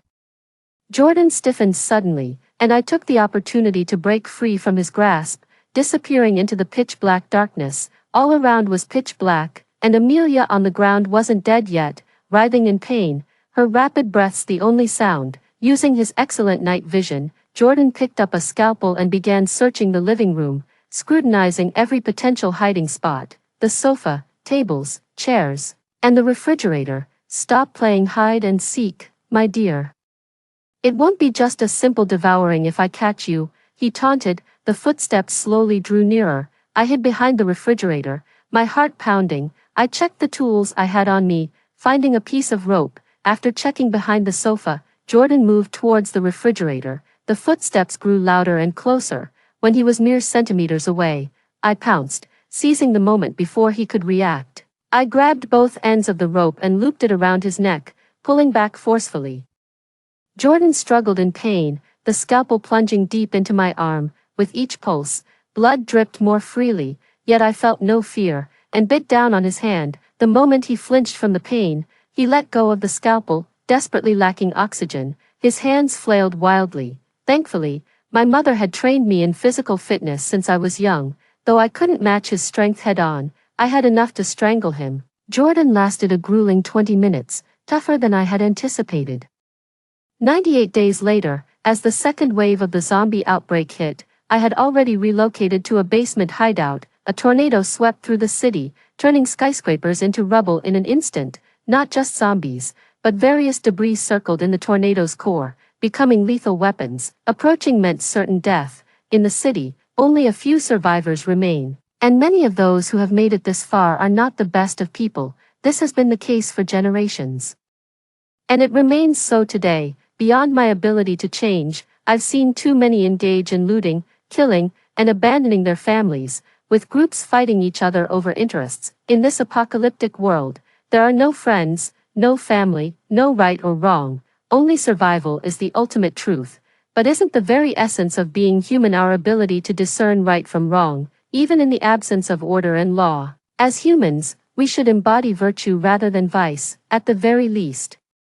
We shouldn't harm our fellow beings to ensure our own survival. The saying goes, if no one offends me, I offend no one, but if someone offends me, I will retaliate. Everyone should maintain their own moral boundaries, otherwise, we are no different from animals. The third wave of a zombie outbreak came 300 days into the apocalypse. A severe drought had hit, and with the relentless heat, water supplies were cut off. Before this, I had collected many airdrop supplies and had a good stock of bottled water. It lasted until the zombies were completely eradicated, and a large contingent of military vehicles crossed through the streets. I heard the sounds of people cheering and rejoicing. I knew the apocalypse had ended, yet, I couldn't feel happy. My name is Isabella, the daughter of a serial killer. Since I can remember, my mother taught me how to torture animals.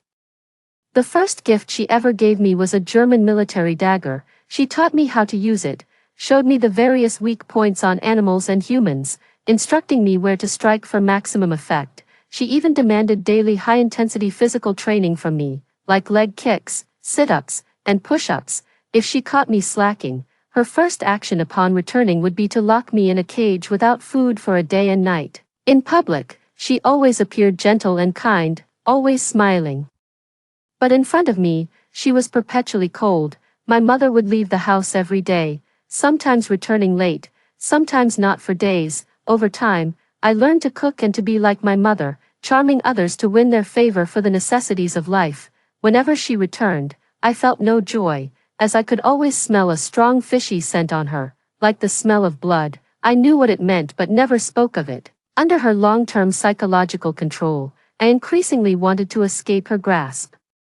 In middle school, I was socially adept, easily gaining my classmates' favor and gradually understanding the manipulations of this age group. School was divided into bullies and the bullied. Such was life, with people mockingly superior to others. I despised them, yet I remained objective. One day, while on my way to a part-time job, I saw several schoolgirls surrounding another girl, slapping and kicking her, with a fashionably dressed girl recording it all. Initially, I didn't pay much attention.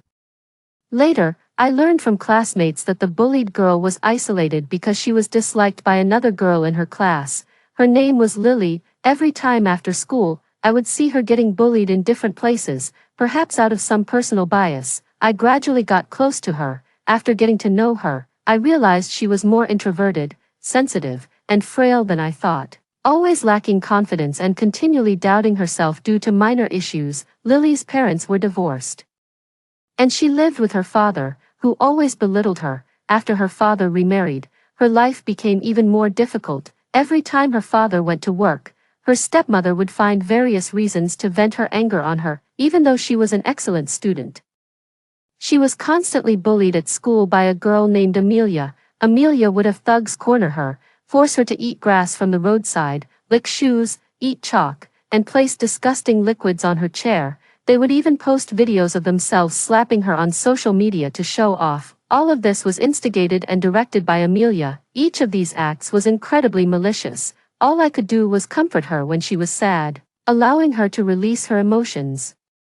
Although I'm not very knowledgeable about the law, I remember well what my teachers taught me in class. I once asked her why she didn't call the police, and she told me despondently that it was useless. I thought she was just scared, so I once called the police deliberately when Amelia was making a video of her kneeling down. The police arrived quickly, and everyone involved was detained. Teachers and parents from the school came too, but what awaited Lily was not justice, but her father's insults and slaps. Amelia, backed by the juvenile protection law and her parents' influence in the city, got off with just a verbal warning, video deletion, a written promise, and an apology, along with a small amount of compensation for emotional distress. My first reaction to this outcome wasn't sadness for Lily, but an unprecedented excitement. I knew my opportunity had arrived. From the beginning, my approach to Lily was never out of kindness. Since middle school, I had been looking for the right person. This person had to be someone who had been abandoned and ridiculed by everyone. Only then would they be valuable, because only then would I be the only one she would desperately protect. And that right person was Lily. My mother is beautiful and shrewd, usually deceiving others with her superb acting skills, always cautious even around me. Given the technology was not very advanced at that time, I still haven't caught her in the act of murder. But she has one fatal flaw: she cannot stand her territory being infringed upon. Later, I would warmly invite Lily to my house, and she gradually moved from being shy to accepting the invitations. Whenever she was upset, she would come to my house for comfort, and our relationship became increasingly close. My mother did not disappoint my expectations. One night, she caught Lily and threatened me to kill her. It was the first time I saw such undisguised excitement in my mother's eyes. Like a demon from hell, in my plan, I refused her, angered her, and naturally fell at a disadvantage in our fight. Lily, trying to save me, got stabbed and bled to death. I will always remember her agonized, twisted face. Although she was in pain, she insisted on shaking her head at me, squeezing out the words with her dying breath. I've wanted to die for a long time. Isabella, live well for me. After Lily's death, I found her diary, disappointed by her biological family. Amidst the recent uproar about Wesley's family searching for their daughter, Lily had secretly investigated her own origins and had always known that Amelia's parents were her real parents. She had called the police before, but just as before, it was useless and only led to more intense retaliation. Even at the police station, she witnessed her biological parents' unlimited doting on Amelia, no matter how big the mistake.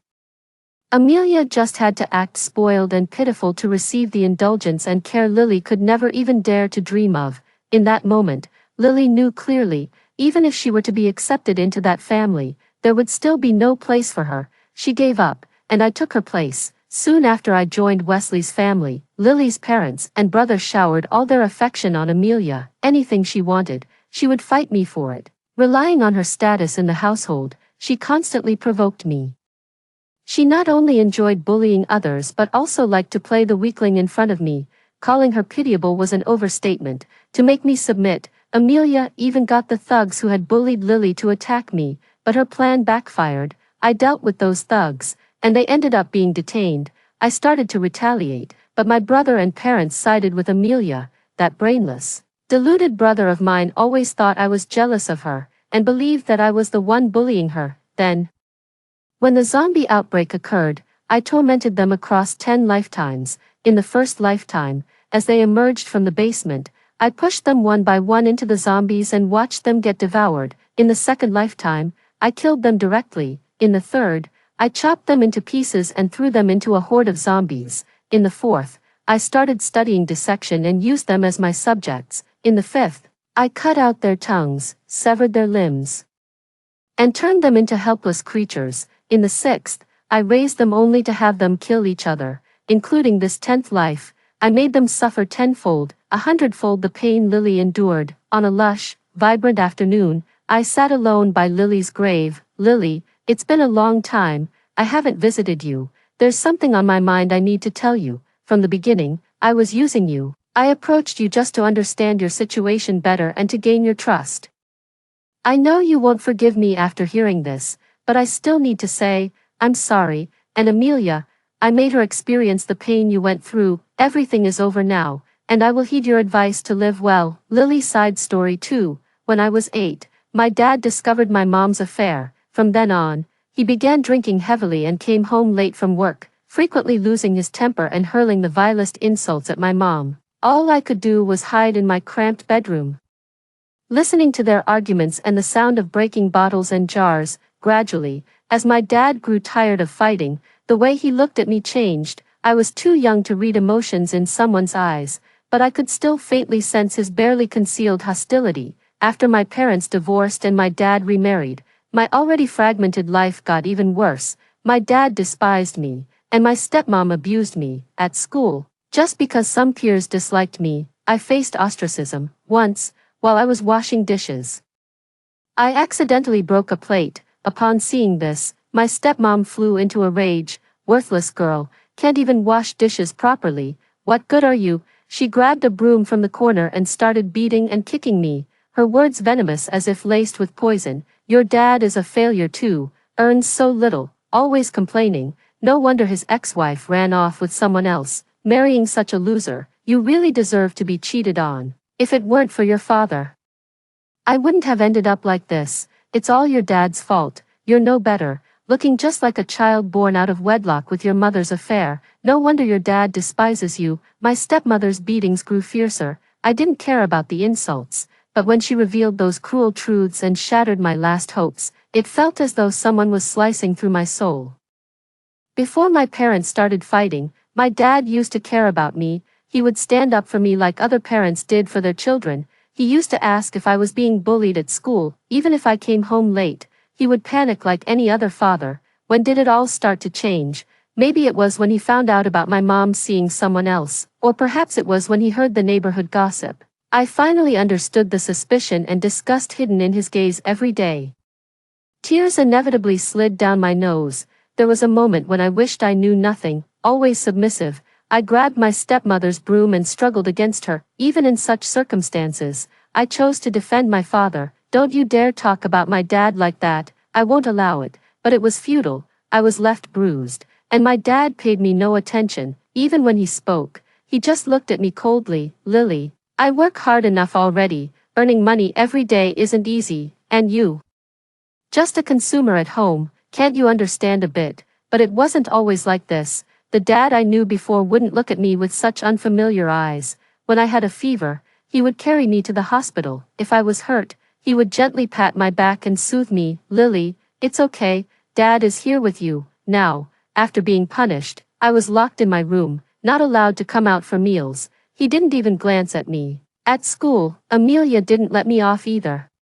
She provoked the whole class to ostracize me, forcing me to do her homework. Sometimes during tests, she would drag me into helping her cheat. After school, she would join up with thugs to beat me for about 35 minutes. Tired out, she would then force me to do humiliating things to record and boast about in her circle of friends. I couldn't understand why she hated me so much. One day, while kicking my stomach and laughing loudly, she revealed a long-hidden truth. Lily, do you know what I hate most about you? It's your face. The more I look at it, the more disgusted I get. You say your dad doesn't care, your mom cheats, and your family scandals are all over the place. How can you still show your face at school? Why don't you just die? Later, I found out that Amelia wasn't really her parents' child. There had been a mix-up. Her targeting me was because I bore a striking resemblance to her real mother. With this realization, I secretly checked my birth certificate. Everything came to light, but I wasn't as happy as I thought I'd be, because after Amelia drove me to a mental breakdown, I finally chose to protect myself legally, but the outcome of the wait broke me again. Amelia's bullying intensified. At that moment, I felt abandoned by everyone. The whole world didn't seem to want me anymore. I drifted as if I had no place to belong. I started having nightmares every night, waking up in the middle of the night. The feeling of abandonment returned, never healing. Everything in my life was stitched together like a blanket. I thought there was no hope left in my life. That was until one day, when I was cornered by some thugs and thought I was about to endure another heartbreaking beating. A girl appeared. Her name was Isabella. Isabella was a serene and warm girl, gentle and soft-spoken, always carrying herself with grace and gentleness. Every time I saw her, I could feel a warm aura about her. She was like a little sun, subtle yet warm, calm but fiery, always wearing the purest of smiles. She encouraged and comforted me. She showed up whenever I was sad. Gradually, she became my first friend. Sometimes, I asked her why she always smiled, and she told me, smile through everything. A girl who smiles often won't have bad luck. Inspired by her, I learned to smile. Even when she called the police with good intentions and my father scolded me, I didn't blame her. I would wait for her near her school as she got out, and I saw boys confessing to her in front of everyone. Isabella was very gentle. Even when she rejected them, she did so clearly and decisively, leaving no room for fantasy. I envied her and asked, it must be nice to be liked by someone, right? But Isabella just dimmed her smile and said nothing. I thought Isabella was a very happy girl. After all, she was so gentle, loved by many, and her family must be filled with warmth and harmony. That was until I visited her home and heard her say, Lily, let me tell you something. I come from a single-parent family. My mom rarely comes home, and I grew up with help from neighbors since my dad died early. I have to stay alone in this rundown house. You are the first friend I've brought home. Perhaps out of empathy, fearing she felt lonely, I started visiting her often. One evening, as it was getting dark, she suddenly took my hand and held it tightly. Be careful. There have been many disappearances lately, and the victims turned into specimens. We should avoid taking shortcuts. Don't go home alone. It's better to be safe from criminals. Isabella spoke earnestly, every word showing her concern for me. I felt both happy and warm inside. Holding her hand tightly, overwhelmed with emotions, I said one word, okay, Isabella, you will always be my good friend.